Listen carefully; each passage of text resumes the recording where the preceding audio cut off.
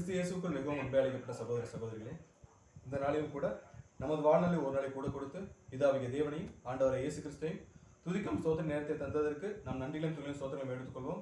அது மட்டுமல்லாமல் காரைக்குடி சபையின் அன்பு வாழ்த்துக்களையும் நாம் சார்ந்திருக்கூடிய அனைத்து கிளை சபையின் சார்பாகவும் அன்பின் வாழ்த்துக்களையும் தெரிவித்துக் கொள்கிறோம். ஸோ நம்ம கடந்த சில வாரங்களாகவே தொடர் வேதாம வகுப்பு அப்படிங்கிற அடிப்படையில் உன்னத பாட்டு புஸ்தகம் நம்ம பார்த்துட்டு இருக்கிறோம். ஸோ அதன் அடிப்படையில் நம்ம எது வரைக்கும் பார்த்துருக்கோம் அப்படின்னு பார்க்கும்போது உன்னத பாட்டு 5வது அதிகாரம் 1ஆம் வசனம் வரைக்கும் நம்ம பார்த்துருக்கோம். ஸோ இன்னைக்கு அதுலேருந்து நம்ம ஸ்டார்ட் பண்ண போகிறோம். எத்தனாவது பாகம்னா இது வந்து 11வது பாகமாக நம்ம இன்னைக்கு அதை ஸ்டார்ட் பண்ணுறோம். ஸோ இன்னைக்கு பார்க்கக்கூடிய இந்த பாடத்தோட தலைப்பு என்ன அப்படின்னு பார்க்கும்போது, இதோ வாசற்படியில் நின்று தட்டுகிறேன் அப்படிங்கிற தலைப்பின் கீழே நம்ம ஒரு சில காரியங்கள் இன்னைக்கு பார்க்கலாம். ஸோ லாஸ்ட் வீக் நம்ம எதோட முடிச்சோம் அப்படின்னு பார்க்கும்போது உன்னத பாட்டு 5வது அதிகாரம் 1ஆம் வசனம். ஸோ அந்த வசனத்தில் என்ன முடிச்சிருக்கா அப்படின்னு பார்க்கும்போது, சபை தன்னுடைய அழைப்பை எப்படி புரிஞ்சுக்கிட்டாங்க, சபை கிறிஸ்துவுக்காக செஞ்ச சாக்ரிஃபைசஸ் என்ன, அவருடைய வாசனையை கிறிஸ்துவுக்கு எந்த அளவுக்கு கொண்டு போய் சேர்த்தாங்க, அதுல கிறிஸ்து எந்த அளவுக்கு இம்ப்ரெஸ் ஆனாரு, அவருடைய 2ஆம் வருகையில வந்து சபையை அவர் எப்படி எடுத்துக்கிட்டாரு, மீதம் இருக்கக்கூடிய சபைகளை உயிர்த்தெழுதலின் காரியங்களுக்குள்ள எப்படி நடத்துறாரு அப்படிங்கிறத ஓரியன்டான ஒரு சில விஷயங்களை பார்த்தோம். ரைட்டு தானே? ஸோ இன்னைக்கு அதை தொடர்ந்து நடக்கக்கூடிய விஷயங்களை நம்ம இன்னைக்கு கண்டினியூஸா பார்க்க போறோம். ஸோ இதுக்கு முன்னாடி பார்த்த அதிகாரங்களுக்கும் இந்த 5ஆம் அதிகாரத்துக்குள்ள வித்தியாசம் என்ன அப்படின்னு பார்க்கும்போது, இந்த 5ஆம் அதிகாரம் எக்ஸாக்டா எப்ப நடக்கக்கூடிய காரியம் அப்படின்னு பார்த்தோம்னா, இது வந்து மிகச்சரியா 7ஆம் சபையின் காலத்துல நடக்கக்கூடிய ஒரு சம்பவம். இது எங்க நடக்குதுன்னா, எக்ஸாக்டா இதோ வாசற்படியில நின்று என்ன பண்றேன் தட்டுறேன் அப்படிங்கிற அடிப்படையில இது எக்ஸாக்டா 7ஆம் சபையின் காலத்துல, இன்னும் சரியா சொல்ல போனோம்னா உயிரோடு இருக்கக்கூடிய திரைச்சபை நிறைவேறக்கூடிய இந்த காலத்துல நடக்கக்கூடிய ஒரு சம்பவமா இருக்குது அப்படின்னு நம்ம பார்த்தோம். ஸோ அந்த வசனத்தை மறுபடியும் வாசிச்சு நம்ம கண்டினியூ பண்ணலாம். என்ன உன்னத பாட்டு 5வது அதிகாரம் 1ஆம் வசனம். உன்னத பாட்டு 5:1. என் சகோதரியே, என் மணவாளியே, நான் என் தோட்டத்தில் வந்தேன், என் வெள்ளை கோலத்தையும் என் கந்த வர்க்கங்களையும் சேர்த்தேன், என் தேன்கூட்டை என் தேவனோடு புசித்தேன், என் திராட்சை ரசத்தை என் பாலோடும் குடித்தேன். சிநேகிதரே புசியுங்கள், பிரியமானவர்களே குடியுங்கள், பூர்த்தியாய் குடியுங்கள். போது என் சகோதரியே என் மணவாளியே நான் என் தோட்டத்தில் வந்தேன் அப்படின்னு சொல்லும் போதே, கிறிஸ்து 2ஆம் வருகையில வந்த உடனே அவர் செஞ்ச முதல் வேலை என்ன அப்படி பார்க்கும்போது, தம்முடைய திருச்சபையை முதலாவது அவருக்குள் மரித்தவர்கள் அவருடைய நம்பினாங்க எழுந்திருப்பார்கள். ஸோ அவங்க செஞ்ச சாக்ரிஃபைஸை அவர்கள் செலுத்த ஜீவ பலியை அங்கீகரித்து அதற்கான ரெகக்னேஷனை கொடுத்த ஒரு சம்பவத்தை நினைவு கூறுற மாதிரியான ஒரு பதிவு தான் என்ன அப்படின்னு பார்க்கும்போது உன்னத பாட்டு 5ஆம் அதிகாரம் 1ஆம் வசனம். 1ஆம் வசனம் முழுக்க முழுக்க யாரை அடிப்படையானா உயிரோடு எழுந்த திருச்சபை அமைப்பு, திருச்சபை பிள்ளைகளை. ரைட்டு தானே? அதாவது கிறிஸ்து உயிரோட வந்த 2ஆம் வருகையில வந்த உடனே அவருடன் எழுந்த திருச்சபை பிள்ளைகளை அடையாளப்படுத்தக்கூடிய ஒரு சில விஷயமா இருக்கு. ஸோ அதுக்கடுத்து நடக்கக்கூடிய விஷயங்கள் என்ன, கிறிஸ்து 2ஆம் வருகையில வந்து 7ஆம் சபையின் காலத்துல உயிரோடு இருக்கக்கூடிய மீதம் இருக்கக்கூடிய திருச்சபை பிள்ளைகளுக்காக அவர் செய்யக்கூடிய விஷயங்கள் என்னென்ன அப்படிங்கிறதான் இந்த 5ஆம் அதிகாரம் முழுசுமே நம்ம பார்க்க போறோம். ஸோ இந்த அதிகாரத்தில் அடுத்த வசனம் வாசிக்கலாம். உன்னத பாட்டு 5வது அதிகாரம் 2ஆம் வசனம். நான் நித்திரை பண்ணினேன், என் இதயமோ விழித்திருந்தது, கதவை தட்டுகிற என் நேசரின் சத்தத்தை கேட்டேன். என் சகோதரியே, என் பிரியமே, என் புறாவே, என் உத்தமியே, கதவை திற. என் தலை பனியினாலும் என் தலைமையில் இரவில் பெய்யும் தூறலினாலும் நனைந்திருக்கிறது என்றார். ஸோ என்ன சொல்லியிருக்காரு அப்படி பார்க்கும்போது எப்படி ஆரம்பிக்கிறார்னா, நான் நித்திரை பண்ணினேன் அப்படின்னு ஆரம்பிக்குது. இதுல முதல் வசனம் எங்க முடியுதுன்னா கிறிஸ்து பேசுற மாதிரி இருக்கும். 5ஆம் அதிகாரம் 1ஆம் வசனம் யார் பேசுறதுன்னா மணவாளன் பேசக்கூடிய ஒரு விஷயம். மணவாளன் தன்னுடைய தோட்டத்துக்கு வந்து தம்முடைய கனிகளை புசிச்சு அதனுடைய அந்த ஒரு ஃபீட்பேக்கை சொல்லக்கூடிய விஷயமா இருக்கும். ஆனா 2ஆம் வசனம் ஆரம்பிக்கிறது யார் பேச ஆரம்பிக்கிறார் அப்படின்னு பார்க்கும்போது சபை பேச ஆரம்பிக்கிறார். உயிரோடு இருக்கக்கூடிய திருச்சபை வந்து இப்ப என்ன பேச ஆரம்பிக்கிறாங்களாமா, நான் என்ன பண்ணினேன், நான் நித்திரை பண்ணினேன், என் இருதயமோ எப்படி இருந்துச்சுக்கலாம் அப்படின்னா இது எப்படி புரிஞ்சுக்கலாம்? நான் நித்திரை பண்ணினேன், என் இருதயமோ விழித்திருந்ததுன்னா இது எப்படி நம்ம புரிஞ்சுக்கலாம்? இப்ப நித்திரை பண்றது அப்படிங்கிற ஒரு புரிதல், இருதயமோ விழித்திருந்தது அப்படின்னா அது வேற ஒரு புரிதல். இப்ப நம்ம சயின்டிபிக்கா நமக்கு தெரியும், நம்ம நித்திரை பண்ணினோம்னா டீப் ஸ்லீப்ல இருக்கிறோம் அப்படின்னு பார்த்தாலே அது எதற்கு அடையாளமா பைபிள் சொல்லுது? ஒரு மரணத்துக்கு. எந்த ஒரு விஷயம் நடந்தாலுமே நமக்கு என்ன பண்ணாது தெரியாது. என்ன நடந்தாலுமே வெளி உலகத்துல என்ன நடந்தாலுமே நமக்கு தெரியாது. நித்திரை அப்படிங்கிறது முழுக்க முழுக்க இந்த உலகத்துல நம்மளை பிரிச்சு வேற ஒரு நிலையில கொண்டு போகக்கூடிய ஒரு விஷயம். இங்க என்ன நடந்தாலுமே கரண்ட் வேர்ல்டுல நடக்கக்கூடிய எந்த ஒரு விஷயங்களும் யாரை பாதிக்காது, நம்மளை பாதிக்காது. அப்படின்னா எப்படின்னா டீப் ஸ்லீப்ல இருக்கக்கூடிய நிலைமையில. ஆனா இங்க சபை என்ன சொல்லுதுன்னா, இப்ப நான் என்ன பண்ணிட்டு இருக்கிறேன், நான் நித்திரை பண்ணிட்டு இருக்கேன், ஆனா என் இருதயம் என்ன பண்ணிட்டு இருக்கலாமா அப்படின்னா இந்த அம்மா என்ன சொல்லுதுன்னா தூங்கிட்டு இருக்கிறாங்க, ஆனா முழுசா என்ன பண்ணிக்கலாமா தூங்கல. அதான் எப்படி சொல்லணும்னா அரையும் குறையமா தூங்குறன்னு சொல்லுவோம்ல, டீப் ஸ்லீப்புக்குள்ள இல்லாத ஒரு நிலைமை, முழுசா தூங்கிட்டு தான் இருக்கிறாங்க. ஆனா ஏதோ ஒண்ணு எதிர்பார்த்து என்ன பண்ணிட்டு இருக்காங்க, அந்த அம்மா வெயிட் பண்ணிட்டு இருக்காங்க, ஏதோ ஒண்ணுக்காக காத்துட்டு இருக்கக்கூடிய ஒரு நிலைமை. சோ அந்த ஒரு நிலைமையை குறித்து இங்க சபை என்ன சொல்றாங்க அப்படின்னு பார்க்கும்போது, இப்ப நான் என்ன பண்ணிட்டு இருக்கேன், நான் நித்திரை பண்ணிட்டு இருக்கேன், ஆனாலும் என் இருதயம் என்ன பண்ணிட்டு இருக்கு. சோ நம்ம இதுக்கு முந்தின அதிகாரங்களை பார்த்துப்போம். சபை நித்திரை பண்ணலாமா பண்ணக்கூடாதா? சோ கிறிஸ்துவுக்குள்ள நம்ம நித்திரை பண்ணலாம், உலகத்துக்குள்ள நம்ம என்ன பண்ணக்கூடாது, நித்திரை பண்ணக்கூடாது. ரைட்டு தானே? சாரி, தப்பா சொல்றீங்களோ? உலகத்துக்குள்ள நித்திரை பண்ணலாம், கிறிஸ்துவுக்குள்ள நம்ம எப்படி இருக்கணும், விழிப்புள்ளவர்களா இருக்கணும். சோ இங்க என்ன பிரச்சனை நடக்குதுன்னா, நம்ம முதவே பார்த்துட்டோம். 5ஆம் அதிகாரம் எக்ஸாக்டா எந்த காலத்துல நடக்கக்கூடிய சம்பவமா இருக்குதுன்னா, 7ஆம் சபை, அதாவது குறிப்பா கடைசி காலத்துல நடக்கக்கூடிய அப்போஸ்தலர்கள் எல்லாம் சொல்லுவாங்கல்ல, காலம் சமீபத்து இருக்கிறதுன்னு சொல்லுவாங்கல்ல, எக்ஸாக்டா அந்த டைம் நடக்கக்கூடிய சம்பவம் தான் என்னன்னா இந்த 5ஆம் அதிகாரத்துல சொல்லப்பட்ட விஷயம். இங்க கிறிஸ்து வந்துட்டார் அப்படின்னாலே சபை எப்படிதான் இருந்திருக்கணும், அலாட்டா இருந்திருக்க வேண்டிய சூழ்நிலையில இங்க சபை என்ன சொல்லுது அப்படின்னு பார்க்கும்போது, நான் நித்திரை பண்ணினேன், என் இருதயமும். இது எப்படி நம்ம எளிமையா புரிஞ்சுக்கலாம்னா, இப்ப நான் ரெடியா தான் இருக்கிறேன், ஆனா என்ன நான் என்னவாகல, ரெடி ஆகல. இப்ப நான் ரெடியா தான் இருக்கிறேன், ஆனாலும் முழுசா நான் என்ன ஆகல, ரெடி ஆகல அப்படிங்கிற ஒரு நிலைமை.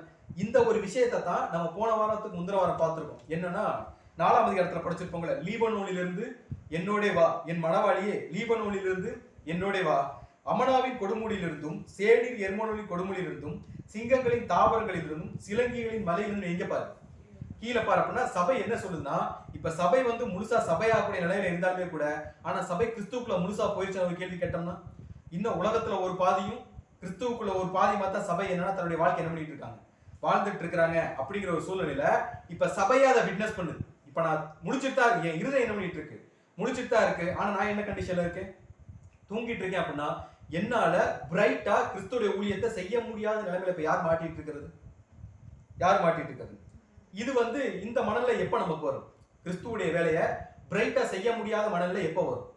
இப்ப நம்ம தூங்குறோம் அப்படின்னா, இப்ப சபை தூங்குறதுக்கு முன்னாடி வரைக்கும் சபை என்னதான் வேலை பார்த்துட்டு இருந்திருக்கணும், கிறிஸ்துவுடைய வேலையை தான் பார்த்துட்டு இருந்திருக்க. அப்படின்னா இப்ப ரெஸ்ட்டுக்கு போயிட்டாங்க, தூங்குறதுனால என்னதான் ரெஸ்ட்டுக்குள்ள போயிட்டாங்க அப்படின்னாலே இப்ப சபை என்ன வேலை பார்க்கல, கிறிஸ்துவுக்குரிய அந்த கிரியைகளை செய்யல அப்படின்னாலே என்ன சொல்ல வராங்க அப்படின்னு பார்க்கும்போது, இப்ப நம்ம கிறிஸ்துவ ஜீவியத்திலுமே ஒரு சில விஷயங்கள் நடக்கும். என்ன அப்படின்னு பார்த்தோம்னா, நம்ம வந்து இன்ட்ரெஸ்டிங்கா தேவனுக்குரிய வேலைகளை மேலோடி இருப்போம், ஆவிக்குரிய ஜீவியத்துக்கான ஓட்டத்தை ஓடிட்டே இருப்போம்.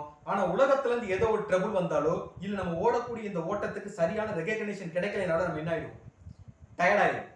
நம்ம டயர்ட் ஆயிட்டு நம்ம ஓட்டம் எப்படி ஆயிடும், அப்படியே ஸ்லோவாயிடும், கொஞ்சம் கொஞ்சமா ஸ்லோவாயிட்டு முழுசா நம்ம ஓட்டம் எதுக்குள்ள போயினா உலகத்துக்குள்ள ஓடிடும். ஏன்னா இவ்வளவு நாள் நீ வேலை பார்த்துட்டு இருந்தேன், எனக்கு இதுக்கான ரெகக்னிஷன் என்ன பண்ணல. இன்னைக்கு கிறிஸ்துவர்கள் மத்தியில உலகத்தாரும் கேட்கக்கூடிய கேள்வி என்னன்னா, ஆண்டவர் இயேசு கிறிஸ்து 2ஆம் வருகையில வருவாருன்னு சொல்லிட்டு இருக்கீங்களே, இன்னும் 2000 வருஷமா என்னதான் பண்ணிட்டு இருக்கீங்க, சொல்லிட்டே தான் இருக்கிறீங்க, இது என்னவாகல. அப்போஸ்தலன் பவுல் சொன்னார், காலம் சமீபத்தில் இருக்கிறது, எல்லாரும் எப்படி இருங்க, ஆயத்தமா இருங்கன்னு சொன்னார்.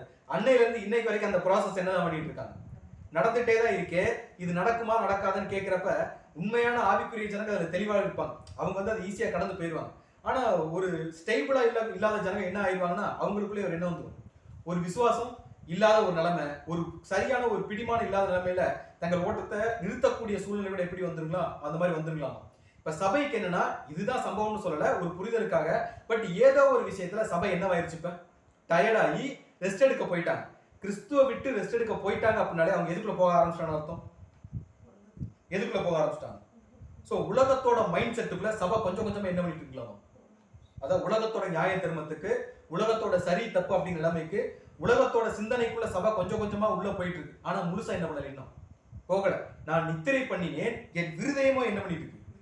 இப்ப சபையோட மனநிலை என்ன, முழுசா தூங்கவும் இல்ல, அதே நேரத்துல முழுசா எந்திரிக்கவும் இல்ல, படுத்துட்டு தான் இருக்காங்க, டீப் ஸ்லீப்குள்ளேயும் போகல.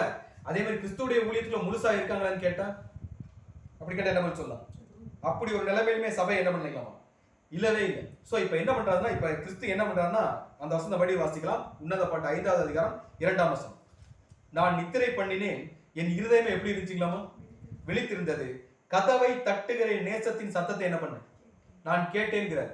இப்ப சபை என்ன பண்ணிட்டு இருக்குன்னா, உண்மையிலே சபை டீப் ஸ்லீப்குள்ள இருந்துச்சுன்னா எந்த சத்தம் கேட்டிருக்காது, கதவை தட்டுற சத்தம் என்ன பண்ணிருக்காரு, கேட்டிருக்காரு. இப்ப கதவை தட்டுற சத்தம் கேக்குதுன்னா சபை என்ன பண்ணுதுன்னா தூங்கிட்டு இருக்கு, ஆனா முழுவதும் என்ன பண்ணல, தூங்கல. இப்ப ஒரு எப்படின்னா 2 மனநிலை, ஆமா அரை மனசோட இப்ப சபை என்ன பண்ணிட்டுனா ஒரு வேலையை இங்க பண்ணிட்டு இருக்காங்க.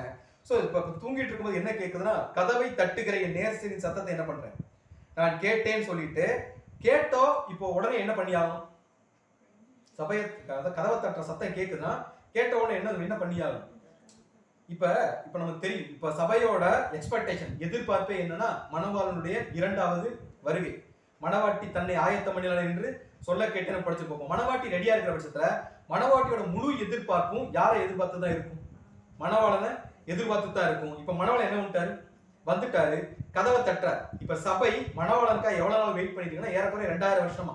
இப்ப நம்மளை தனிப்பட்டு எடுத்துக்கிட்டோம்னா, இண்டிவிஜுவலா ஒவ்வொரு நபருடைய வாழ்க்கையை குறித்து எடுத்துட்டோம்னா, நம்ம என்னைக்கு ஞானஸ்தானம் எடுத்தோமோ அதுல இருந்து யாரத்தான் எதிர்பார்த்து காத்துட்டு இருக்கிறோம்?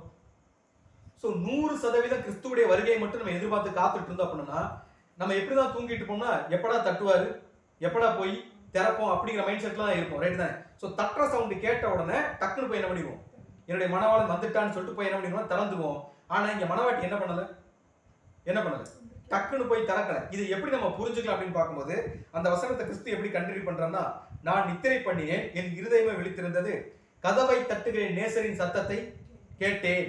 அடுத்த வசனம் எப்படி ஆரம்பிக்குதுன்னா, அடுத்து கிறிஸ்து பேச ஆரம்பிக்கிறார். இவ்வளவு நேரம் யார் பேசுறது? சபை பேசுச்சு. இப்ப கிறிஸ்து பேசுற என்ன பேசுறான்னா, என் சகோதரியே, என் பிரியமே, என் புறாவே, என் உத்தமியே, நீ என்ன பண்ணு? கதவை திற அப்படிங்கிற. இப்ப முதல் வசனத்துல கதவை தட்டணும்னு திறந்துருச்சு அப்படின்னா அடுத்த கான்வர்சேஷன் என்ன தேவையில்லைங்க. அந்த அடுத்த விஷயமே தேவை. கதவை திறந்துட்டாலே டைரக்டா கிறிஸ்து என்ன இருப்பாரு? நான் வந்து தட்டுவேன், யார் திறக்கிறாங்களோ அவங்களோட என்ன பண்ணுவேன்? உள்ள போய் நான் போஜனம் பண்ணுவேன் அப்படின்னு சொல்லியிருக்காரு. இப்ப சபை கதவை திறந்துருச்சுன்னா கிறிஸ்து இந்த கான்வர்சேஷன் இங்க என்ன இல்லை, வேலையே இல்லை. இப்ப கிறிஸ்து கதவை தட்டாரு, சபை கதவை திறக்கக்கூடிய மனநிலை என்ன பண்றது? தூக்க மயக்கமா இருக்கிறாங்கன்னு சொல்லுவோம்ல. சோ அந்த ஒரு நிலைமையில இப்ப யார் இருக்கிறது? இங்க சபை இருக்குது. இவர் தட்டிட்டே இருக்கிறார். யார் தட்டிட்டே இருக்குது? கிறிஸ்து தட்டிட்டே இருக்காரு. சபை என்ன பண்ணல? எந்திரிச்சு திறக்கவே இல்லை. இப்ப கிறிஸ்து என்ன பண்றாருன்னா, தட்டி பார்த்துட்டு சபையோட ரெஸ்பான்ஸ் வராதனால சபைக்கு ஒரு சில விஷயங்களை ரிமைண்ட் பண்றாரு. என்ன பண்றாரு? சபைக்கு ஒரு சில விஷயங்களை ஞாபகப்படுத்த ட்ரை பண்றாரு. நீ எந்த அழைப்புக்காக நீ வந்திருக்க தெரியுமா? இவ்வளவு நாள் கஷ்டப்பட்டு நீ என்ன பண்ணிருக்க? இவ்வளவு நாள் கஷ்டப்பட்டு கிறிஸ்துவுக்கான ஊழியத்தை நீங்க பண்ணிருக்கீங்க. இப்ப லாஸ்ட் மினிட்ல நீங்க எதுக்குள்ள போயிட்டு இருக்கீங்க? ஒரு தவறான மைண்ட் செட்ல போயிட்டு இருக்கீங்க. அதனால டக்குன்னு நீங்க என்ன பண்ணுங்க? கதவை திறங்க அப்படிங்கிற மைண்ட் செட்ல சொல்ற மாதிரியான ஒரு டோன். இப்ப நம்ம எப்படி புரிஞ்சுக்கலாம்? இப்ப வந்து ஒரு நபர் வந்து ஃபாரினுக்கு எங்கேயோ வேலைக்கு போயிருக்காரு, 10 வருஷம் கழிச்சு வந்திருக்கிறாரு, கதவை தட்டுறாரு. தட்டுறாரு யாருக்கு தெரியலன்னா வீட்டுல இருக்கக்கூடிய அந்த மனைவிக்கு தெரியல. அப்படி பட்சத்துல அவர் யாருன்னு தன்னை அடையாளப்படுத்திக்குவாரு. அப்படி இல்லைன்னா தனக்கும் அந்த பொண்ணுக்கும் மட்டும் நடுவில் இருக்கக்கூடிய வார்த்தைகள் என்ன பண்ணுவாங்க? பயன்படுத்த கோடு வேர்டு மாதிரி. சோ இப்ப அது மாதிரி கிறிஸ்து என்ன பேசுறாருன்னா ஆரம்பிக்கிறார், என் சகோதரியே அப்படின்னு ஆரம்பிக்கிறார். என்ன சொல்ல வர்றாருன்னா, நீ எதுக்கு அழைக்கப்பட்டிருக்க? என்னுடைய சகோதரியா, என் பிதாவுடைய ஊழியத்தை நிறைவேற்றுவதற்காக அழைக்கப்பட்ட ஒரு கேரக்டர் தான் யாருன்னா சபை. அதைத்தான் சபை இவ்வளவு நாள் என்ன பண்ணிட்டு இருந்துச்சு, பண்ணிருச்சு. ஆனா இப்ப என்ன ஆயிட்ட? இவ்வளவு நாள் நீ பண்ண வேலையை என்ன பண்ணிடாத, மறந்துடாத அப்படிங்கிற மாதிரி சொல்ற விஷயம். சோ என் சகோதரியே அடுத்து ஆரம்பிக்கிறார், என் பிரியமே ஆரம்பிக்கிறார். இவ்வளவு நாள் சபை யாருக்கு பிரியமான ஊழியம் தான் பண்ணிட்டு இருந்தாங்க? கிறிஸ்துவுக்கு பிரியமான ஊழியம் பண்ணிட்டு இருந்தாங்க. பட் ஏதோ ஒரு சூழ்நிலை சபை கிறிஸ்துவ விட்டு கொஞ்சம் என்ன பண்ணிட்டாங்க? முழுசா வெளியே போகல. ரைட் தான்? முழுசா அவங்க என்ன பண்ணல? நித்திரை மயக்கத்துக்குள்ள போகல. சோ முழுசா வெளியே போகல. இன்னும் சபைக்கு முழிக்கிறதுக்கான டைம் என்ன இருக்குது? சோ என்ன சொல்றேன்னா, என் பிரியமே, என் புறாவே, கபடு இல்லாம ஊழியத்தை செஞ்ச கேரக்டர் யாரு? சபை. எந்த ஒரு கபடுமே இல்லாம ஊழியத்தை செஞ்ச ஒரு கேரக்டர். அடுத்து என் உத்தமியே, யாருக்கு மட்டும் தான் உத்தமியா இருந்திருக்காங்களாமோ? சோ உலகத்துக்குள்ளே போனாலுமே கூட இன்னும் அவங்க இருதயத்துல யார் இருக்கிறது? கிறிஸ்துவுடைய சிந்தனை இருந்துட்டே தான் இருக்கு. ஆனா தூக்க மயக்கமா இருக்கிறதுனால கதவை தட்ட சத்தமே கேட்டாலும் கூட எந்திரிச்சு வர முடியாத சூழ்நிலை யார் மாட்டிட்டு இருக்குது? சபை மாட்டிட்டு இருக்கு. சோ என் உத்தமியே, நீ என்ன பண்ணு? கதவை திற அப்படிங்கிற. இப்ப சபை கதவை திறந்துருச்சா அப்படின்னு கேட்ட கேள்வி கேட்டோம்னா, சோ கிறிஸ்து சபை மேல இருக்கக்கூடிய அந்த அன்பை, சபை தனக்கான செஞ்ச காரியங்களையும், நான் சபையை என்னவா பாக்குறேன் அப்படிங்கிற காரியங்களுமே இங்க திரும்ப திரும்ப யாருக்கு நினைவூட்டிட்டு இருக்கிறாரு? கிறிஸ்து சபைக்கு நினைவூட்டிட்டே இருக்கிறார். நீதான் என்னுடைய புறா, நீதான் என் சகோதரி, நீதான் என் மணவாளி, நீதான் என் உத்தமி, நீ வந்து எனக்காக என்ன பண்ணு? நான் உன்னை மறக்கல, நீ எதிர்பார்ப்பை நான் பூர்த்தி பண்றேன். என்ன பண்ணிட்டேன்? நான் வந்து இப்ப எங்க நின்றுட்டு இருக்கிறேன்? இதோ வாசற்படியில இருந்து என்ன பண்ணிட்டு இருக்கேன்? தட்டிட்டு இருக்கேன். நீ என்ன பண்ணு? கதவை என்ன பண்ணு? தர அப்படிங்கிறார். ஆனா சபைக்கு அந்த விஷயம் கரெக்டா கன்வே ஆயாச்சுன்னு ஒரு கேள்வி கேட்டோம்னா, சோ எவ்வளவு விஷயங்கள் சொல்லியுமே கூட சபைக்கு என்னன்னா அந்த மைண்டுக்குள்ள அந்த விஷயம் என்ன பண்ணல, உள்ள போகவே இல்லை. ரிப்பீட்டடா கிறிஸ்து இதை சொல்லிட்டே இருக்கிறார். ரைட் தானே? இப்போ ஒருவேளை சபை வந்து கதவை திறந்துருச்சுன்னா கிறிஸ்து என்ன பண்ணிருப்பாரு? சோ எந்த ஒரு காரணத்தினால கிறிஸ்து, இப்ப நம்ம எடுத்துக்கோமே, இப்ப முதல்ல சொன்ன ஒரு காரணம் தான், 10 வருஷம் குடும்பத்துக்காக கஷ்டப்பட்ட ஒரு நபர் கஷ்டப்பட்டு வராரு, நடுராத்திரில வந்திருக்காரு, மிட் நைட்ல, ரைட் தானே? வேற எங்கேயுமே போய் என்ன பண்ண முடியாது, ஸ்டே பண்ண முடியாது. இப்ப நம்ம ஏரியாவை புரிஞ்சுக்குமே, இது ஒரு கிராமம், காடு மாதிரியா இருக்க ஒரு பிரதேசம். இந்த இடத்துல லாட்ஜ் கீச்சு எதுவுமே கிடையாது, இல்ல. சோ இங்க வெளியே போய் ஸ்டே பண்ண முடியுமா ஒரு கேள்வி கேட்டோம்னா முடியவே முடியாது. வீட்டுல தான் என்ன பண்ணியாங்க, தங்கி ஆகணும். இப்போ 12 மணிக்கு ஒருத்தர் வந்திருக்காரு, கதவை தட்டுறாரு, வீட்டுல அது காலை என்ன பண்ணல, கதவை திறக்கலைன்னா நம்ம இந்த மாதிரி பிரைஸ் பண்ணுவோமா இல்ல திட்ட ஆரம்பிப்போமா? திட்ட ஆரம்பிப்போம். 10 வருஷம் கழிச்சு வந்திருக்கிறேன், கதவை திறக்கணுங்கிற அறிவு கூட அப்படிங்கிற மாதிரியான உலகத்தரமான வார்த்தைகளை யூஸ் பண்ணி உள்ள இருக்கக்கூடிய அந்த ஒரு கேரக்டர் என்ன பண்ணுவோம், தூஷணமான வார்த்தைகளை பிரயோகப்படுத்தி திட்ட ஆரம்பிப்போம். ஆனா கிறிஸ்து இந்த சூழ்நிலையிலே கூட, சபை கதவை திறக்கலைங்கிற சூழ்நிலை கூட, சபைக்காக ஈடுபலியை செலுத்தி அவங்கள பாவத்திலிருந்து வெளியே வந்துமே கூட கடைசி வரைக்கும் சபைக்கான அந்த ரிஸ்க் எடுக்கக்கூடிய கேரக்டர் யாருன்னா ஆண்டவராகிய. சோ கிறிஸ்துவ இந்த சமயத்துல கூட சபை என்ன பண்ணிட்டு இருக்காரு, பிரைஸ் பண்ணிட்டு தான் இருக்காரு. உனக்கு அந்த குவாலிட்டி இருக்கு, நீ இப்ப நினைச்சா கூட என்ன பண்ணிடலாம், கதவை திறந்து நீ வெளியே வந்துடலாம் அப்படின்னு சொல்லிட்டு இன்னமே சபையை வந்து என்கரேஜ் பண்ணக்கூடிய விஷயங்கள் தான் யார் பண்ணிட்டு இருக்கிறது. நம்ம ஒரு வசனோட வாசிக்கலாம். அப்போஸ்தலன் பவுல் சொல்றாரு, எபிரேயருக்கு எழுதின நிருபம் 8வது அதிகாரம் 12ஆம் வசனம். எபிரேயர் 8:12. ஏனெனில் நான் அவர்கள் அநியாயங்களை கிருபையாய் மன்னித்து அவர்கள் பாவங்களையும் அக்கிரமங்களையும் இனி நினையாமல் இருப்பேன் என்று கர்த்தர் சொல்கிறார். என்ன சொல்லிட்டாங்களாமா? ஏனெனில் நான் அவர்கள் அநியாயங்களை, நம்ம என்ன பண்ணிட்டு இருக்கோங்களாமா, அநியாயம் பண்ணிட்டு இருக்கோங்களாமா. சோ நான் அவர்களுடைய அநியாயங்களை எப்படி மன்னிக்கிறார்களாமா, கிருபைய.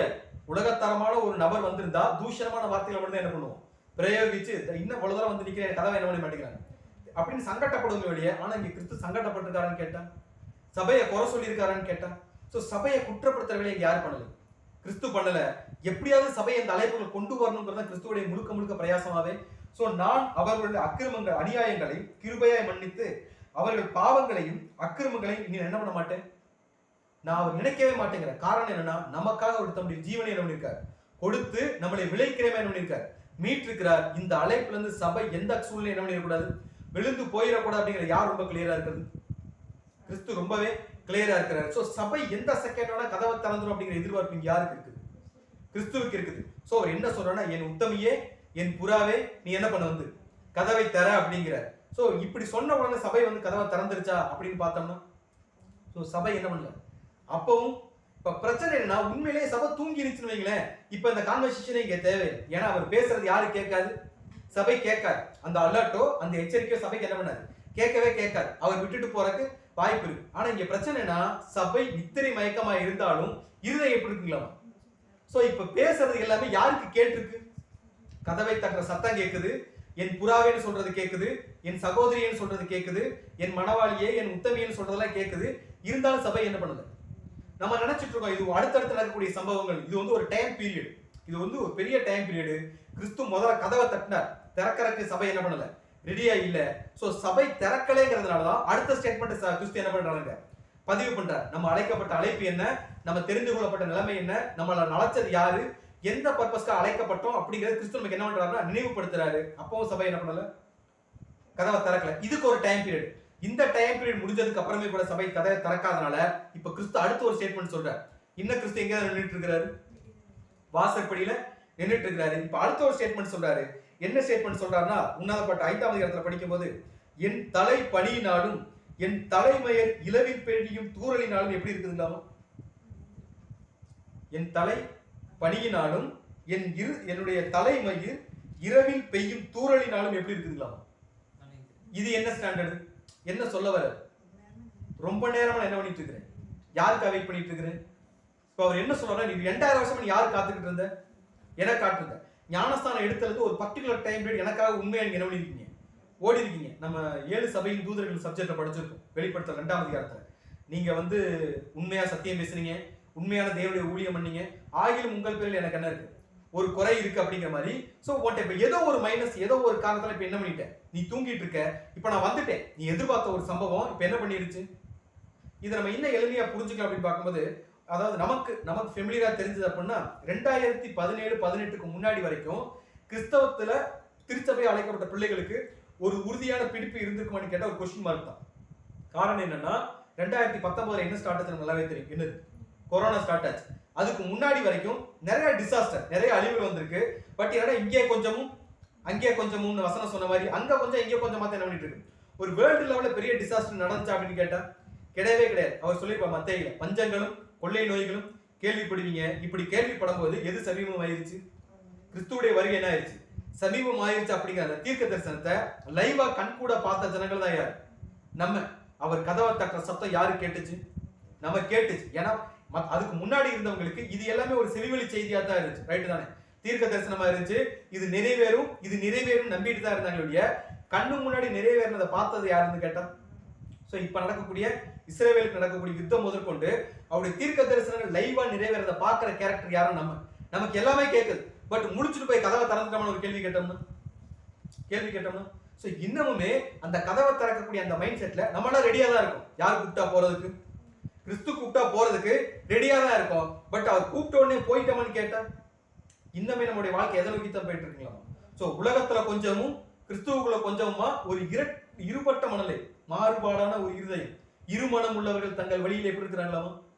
நிலையற்றவர்களா இருக்கிறார்கள் சொன்ன மாதிரி ஒரு ரெண்டு மைண்ட் செட்ல யார் சபை வாழ்ந்துட்டு இருக்கு அப்படிங்கறத சொல்லிட்டு இப்ப அதை சபைக்கு இன்னும் இப்ப முதல்ல என்ன சொன்னார்னா, சபையோட கேரக்டர் விட்னஸ் பண்ணார். நீ எதுக்காக வந்த? நீ புறாவா மாறுறதுக்கு வந்த, என் சகோதரியா மாறுறதுக்கு வந்த, என் உத்தமியா மாறுறதுக்கு வந்த, என் மனவாளியா மாறுறதுக்கு வந்துன்னு சொல்லிட்டு சபையை பிரைஸ் பண்ற விஷயங்களை முதல்ல பேசினாரு. ஆனா சபை அப்போ என்ன பண்ணல? கதவை என்ன பண்ணல? திறக்கல. இப்ப கிறிஸ்து இன்னொரு படி மேல போய் சபைக்கு இன்னொரு விஷயத்தை ஞாபகப்படுத்த ஆரம்பிக்கிறார். என்ன விஷயம் அப்படின்னு பார்க்கும்போது, என் தலை மயிர் எதுல நனைஞ்சிருக்கீங்களாமோ? பனியினாலும், என் தலை பனியினாலும் என் தலைமயிர் இரவில் பெய்யும் தூறலினாலும் எப்படி இருக்கலாமோ? இப்ப என்ன சொல்ல வர? இப்ப நம்ம கொஞ்சம் பின்னாடி போய் பார்க்கலாமே. இந்த சம்பவம் கிறிஸ்துவோட வாழ்க்கையில வேற எங்கேயாவது நடந்த மாதிரி ஞாபகம் இருக்குங்களா? என் தலை பனியினாலும் அப்புறம் என் தலைமையில் இரவில் பெய்யும் தூறலினாலும் நனைந்திருக்கிறது அப்படிங்கிறார். சோ இந்த சம்பவத்தை கிறிஸ்துடைய முதலாம் வருகையில ஒரு சம்பவம் விட்னஸ் பண்ணும். எப்ப நடந்துச்சு இந்த மாதிரி ஒரு சம்பவம்? இல்ல அவர் என்ன சொல்றேன், அவரோட தலை இப்ப எப்படி நனைஞ்சிருக்கலாம்? பனியில நனைஞ்சிருக்கு. தலைமயிர் பனியில குளிர்ல இப்ப என்ன பண்ணிருக்காரு? நடுக்கிட்டு இருக்கிற மாதிரி சூழ்நிலை கிறிஸ்துடைய முதலாம் வருகை எப்ப வந்துச்சு அப்படின்னு பார்க்கும்போது சரிதான், கெத்செமனே தோட்டத்துல. ரைட்டு தானே? கெத்செமனே தோட்டத்துல அவர் ஈடுபலியை செலுத்துறதுக்கு முன்னாடி நடந்த சம்பவங்கள், இல்ல அவருடைய ஈடுபலியின் காலத்துல நடந்த சம்பவங்கள், அவருடைய மரண தருவாயில் நடந்த சம்பவங்களை இப்ப யாருக்கு ரிமைண்ட் பண்றாங்களோ? சபைக்கு மறுபடியும் ரிமைண்ட் பண்றாரு. என்ன சொல்றாருன்னா, நான் யாருக்காக ஈடுபலியை செலுத்தினேன்? உங்களுக்காகத்தான். எதுக்குன்னா உங்களுடைய மீட்பு கிறிஸ்துவுக்குள்ள வரணும். நீங்க எப்படியாவது ரட்சிக்கப்படணும். உலகம் என்ன பண்ணணும்? ரட்சிக்கப்படணும். உலகத்துக்கு பாவத்துல இருந்து ஒரு மீட்பு வரணும். உலகம் திருச்சபை ஆகணும். முதற் பேரான குமாரர்கள் ஆகணும். ராஜ்யத்துல ஒரு பங்குதாரர் ஆகணும்னு சொல்லிட்டு உங்களுக்காக தான் என்ன பண்ண? சோ இப்ப அந்த ஒரு பெயினை இங்க மறுபடியும் சபைக்கு என்ன பண்றாரு? நமக்கு எப்ப ஞாபகப்படுத்தின ஒரு கேள்வி கேட்டோம்னா, திருச்சபை பிள்ளைகளுக்கு இந்த ஒரு சம்பவத்தை எப்ப ஞாபகப்படுத்தினார் ஒரு கேள்வி கேட்டா, ஞானஸ்தானம் எடுக்கும் போது வேற ஒவ்வொரு வருஷமும் ஒரு ஆப்போஜனம் அப்படின்னு சொல்லிட்டு நினைவு கூறுதல் நானும் அனுசரிப்போம். அந்த நாட்கள் இல்ல அந்த மாதனுடைய பர்பஸே என்னதான்? இப்ப எல்லா சபைகளும் ஏறக்குறைய வர ஜனவரில இருந்து என்ன ஸ்டார்ட் பண்ணிடுவாங்க? நினைவு கூறுதலுக்குரிய காலங்கள். இப்ப ஜனவரினா எப்ப ஆரம்பிக்கும்னா நினைவு கூறுதல் மார்ச் இல்லாட்டி ஏப்ரல் இந்த சமயங்கள்ல வரும். ஏறக்குறைய ஏப்ரல் மாசம் நினைவு கூறுதல் வருதுன்னா ஏறக்குறைய 4 மாசம் எதை குறிச்ச சிந்தனைகள் தான் இருக்கும்? கிறிஸ்துடைய பாடுகள், அவருடைய வாழ்க்கையை குறிச்ச சிந்தனையில இருக்கும். வருஷத்துல 12 மாசம், 4 மாசம் இந்த மைண்ட் செட், மிச்சம் 8 மாசம் காமனான சத்தியங்கள். சோ 4 மாசம் இந்த மாதிரியான சத்தியங்களை கேட்டுமே கூட சபைக்கு இன்னும் என்ன வரலைங்களா? சோ கிறிஸ்து சொல்றார், நான் இப்ப உனக்காகத்தான் என்ன பண்ணிருக்கேன்? என்னோட ரத்தத்தை சிந்தி உங்களை என்ன பண்ணிருக்கேன்? மீட்டிருக்கேன். நீங்க கஷ்டப்பட்டு இந்த அழைப்புல என்ன பண்ணிருக்கீங்க? வந்திருக்கீங்க. உலகத்துல யாருக்குமே கிடைக்கக்கூடிய அழைப்பு யாருக்கு கிடைச்சிருக்கு? என் பிதா ஒருவனை இழுத்துக் கொள்ளாவிட்டார். சோ என்னுடைய பிதாவே நீங்க தான் முதற் பேர் ஆகணும்னு சொல்லிட்டு யாரை கூட்டு வந்திருக்கிறாரு? உங்களை கூட்டு வந்திருக்காரு. தயவு செஞ்சு இந்த அழைப்பை என்ன பண்ணிடாதீங்க, நீங்க இழந்து போயிடாதீங்க அப்படிங்கிறதையுமே கூட கிறிஸ்து என்ன பண்ணிட்டு இருக்காங்களாமா? இவ்வளவு சொல்லியுமே கூட சபையோட இருதயம் முடிச்சிருச்சான்னு கேட்டா, சோ இன்னொரு வசனோட வாசிக்கலாம். மத்தேயு 15வது அதிகாரம் 8ஆம் வசனம். மத்தேயு 15:8. இந்த ஜனங்கள் தங்கள் வாயினால் என்னிடத்தில் சேர்ந்து தங்கள் உதடுகளினால் என்னை கனம் பண்ணுகிறார்கள், அவர்கள் இருதயமோ எனக்கு தூரமாய் விலகி இருக்கிறது. எந்த ஜனங்கள்? சபை மக்களை பார்த்து சொல்ற, இவங்களுடைய மைண்ட் மட்டும்தான் என்கிட்ட இருக்கு, ஆனா கிரியை செய்யறதுக்கு யார் ரெடி இல்லாம இருக்குங்களாமா? இந்த ஜனங்கள் தங்களுடைய வாயினால மட்டும்தான் என்ன பண்றாங்களாமா? நாங்க கிறிஸ்தவர்கள், கிறிஸ்துடைய ஊழியத்தை செய்ய வந்திருக்கோம், அவருக்காக என்ன வேணா செய்வோம், அவர் கூப்பிட்டா உடனே என்ன பண்ணிடுவோம், போய்வோம்னு சொல்லிட்டு வாயினால சொல்றாங்களுடைய, ஆனா இருதயத்துல எப்படி இருக்காங்களாமா? ரொம்ப தூரத்துல இருக்காங்களா? யாருக்கு? கிறிஸ்துவ விட்டு ரொம்ப தூரத்துல. அதனாலதான் கிறிஸ்து தட்டுற சத்தம் கேட்குது, ஆனா திறக்கக்கூடிய அளவு க்ளோஸா இருக்காங்களான்னு கேட்டா க்ளோஸா இருந்தா என்ன பண்ணிருப்பாங்க, டக்குன்னு போய் திறந்திருப்பாங்க. சோ இருதயத்துல ரொம்ப தூரமா இருக்காங்க. முழுசா தூங்கி இருந்தாலும் பிரச்சனை இல்லை, ஆனா முழுசா என்னவும் பண்ணல. சோ வாயில பிரைஸ் பண்ணிட்டே தான் இருக்கிறாங்க. ஆனா கிறிஸ்து வந்துட்டாருன்னு சொல்லிட்டு அவருக்காக கதவை திறந்து அவருக்கான ரெஸ்பான்ஸை கொடுக்கக்கூடிய அந்த ஒரு பக்குவமும் அந்த ஒரு மெச்சூரிட்டி எங்க சபைக்கு இருக்கான ஒரு கேள்வி கேட்டோம்னா என்ன சொல்லலாம்? அப்படி ஒரு சிந்தனையே அங்க யாருக்கு இல்லைங்களா? சோ இப்ப கிறிஸ்து என்ன சொல்றாரு அப்படின்னு பார்க்கும்போது அப்போஸ்தலன் பவுல் சொல்லும்போது ரோமர் 13வது அதிகாரம் 11-12 எழுந்திருக்கத்தக்க வேலையாயிற்றென்று நாம் காலத்தை அறிந்தவர்களாய் இப்படி நடக்க வேண்டும். நாம் விசுவாசிகள் ஆனபோது ரட்சிப்பு சமீபமாய் இருப்பதை பார்க்கிறோம். இப்போது அது நமக்கு அதிக சமீபமாய் இருக்கிறது. இரவு சென்று போயிற்று, பகல் சமீபமாயிற்று. ஆகையால் அந்தகாரத்தின் கிரியைகளை நாம் தள்ளிவிட்டு ஒளியின் ஆயுதங்களை தரித்துக் கொள்ள கடவோம். சோ அப்போஸ்தலன் பவுல் ரோம சபைக்கு என்ன சொல்றாருன்னா, ஃபர்ஸ்ட் நம்ம என்ன பண்ணணுங்களாமா? நித்திரையை விட்டு ஃபர்ஸ்ட் நம்ம செய்ய வேண்டிய வேலை என்னன்னா, நித்திரையை விட்டு எழுந்திருக்கத்தக்க வேலை ஆயிற்றென்று நாம் காலத்தை. சோ இனிமேல் நம்ம ஏன்னா எங்க வந்து நின்றுட்டு இருக்கிறாரு? இதோ வாசற்படியில என்ன பண்ணிட்டு இருக்கேன், நான் தட்டிட்டு இருக்கேங்கிற. இனிமேல் நம்ம என்ன பண்ணிட்டு இருக்க கூடாது. ஆனா அதுக்கு அழைக்கப்பட்டவர்கள் நம்ம எதுக்கு அழைக்கப்பட்டவர்கள்? விழித்திருந்து ஜெபம் பண்ணுங்கள், அதிக ஜாக்கிரதையா உறுதியா என்ன பண்ணிட்டு இருக்கணும், அவருடைய வேலையை செய்ய வந்திருக்க நம்ம வந்து இனிமேல் நம்ம என்ன பண்ணிட்டு இருக்க கூடாது. சோ நித்திரையை விட்டு எழுந்திருக்கத்தக்க வேலை ஆயிற்றென்று நம் காலத்தை அறிந்தவர்களாய் இப்படி நடக்க வேண்டும்.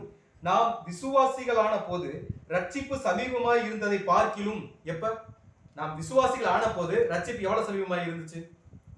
கொஞ்சம் சமீபமா இருந்துச்சு. ரொம்ப க்ளோஸா இருந்துச்சு கேள்வி கேட்டா. ஏன்னா ஒவ்வொருத்தருக்கு ஒரு சிலர் 10 வயசுலயும் சரி, ஒரு சிலர் 20 வயசுல ஞானஸ்தானம் எடுத்திருப்போம், ஒரு சில 50 வயசுல ஞானஸ்தானம் எடுத்திருப்போம். பட் அப்ப பார்த்த காலத்தை விட இப்ப நம்ம கரண்ட் வேர்ல்டு எப்படி இருக்குன்னா ரொம்பவே க்ளோஸா, ரொம்ப காலம் சமீபமா இருக்கு. கிறிஸ்துடைய எக்ஸாக்டான பிரசன்ன காலத்துல இருக்கிறோம். சோ நாம் விசுவாசிகள் ஆன போது ரட்சிப்பு நமக்கு சமீபமா இருந்ததை பார்க்கலாம்.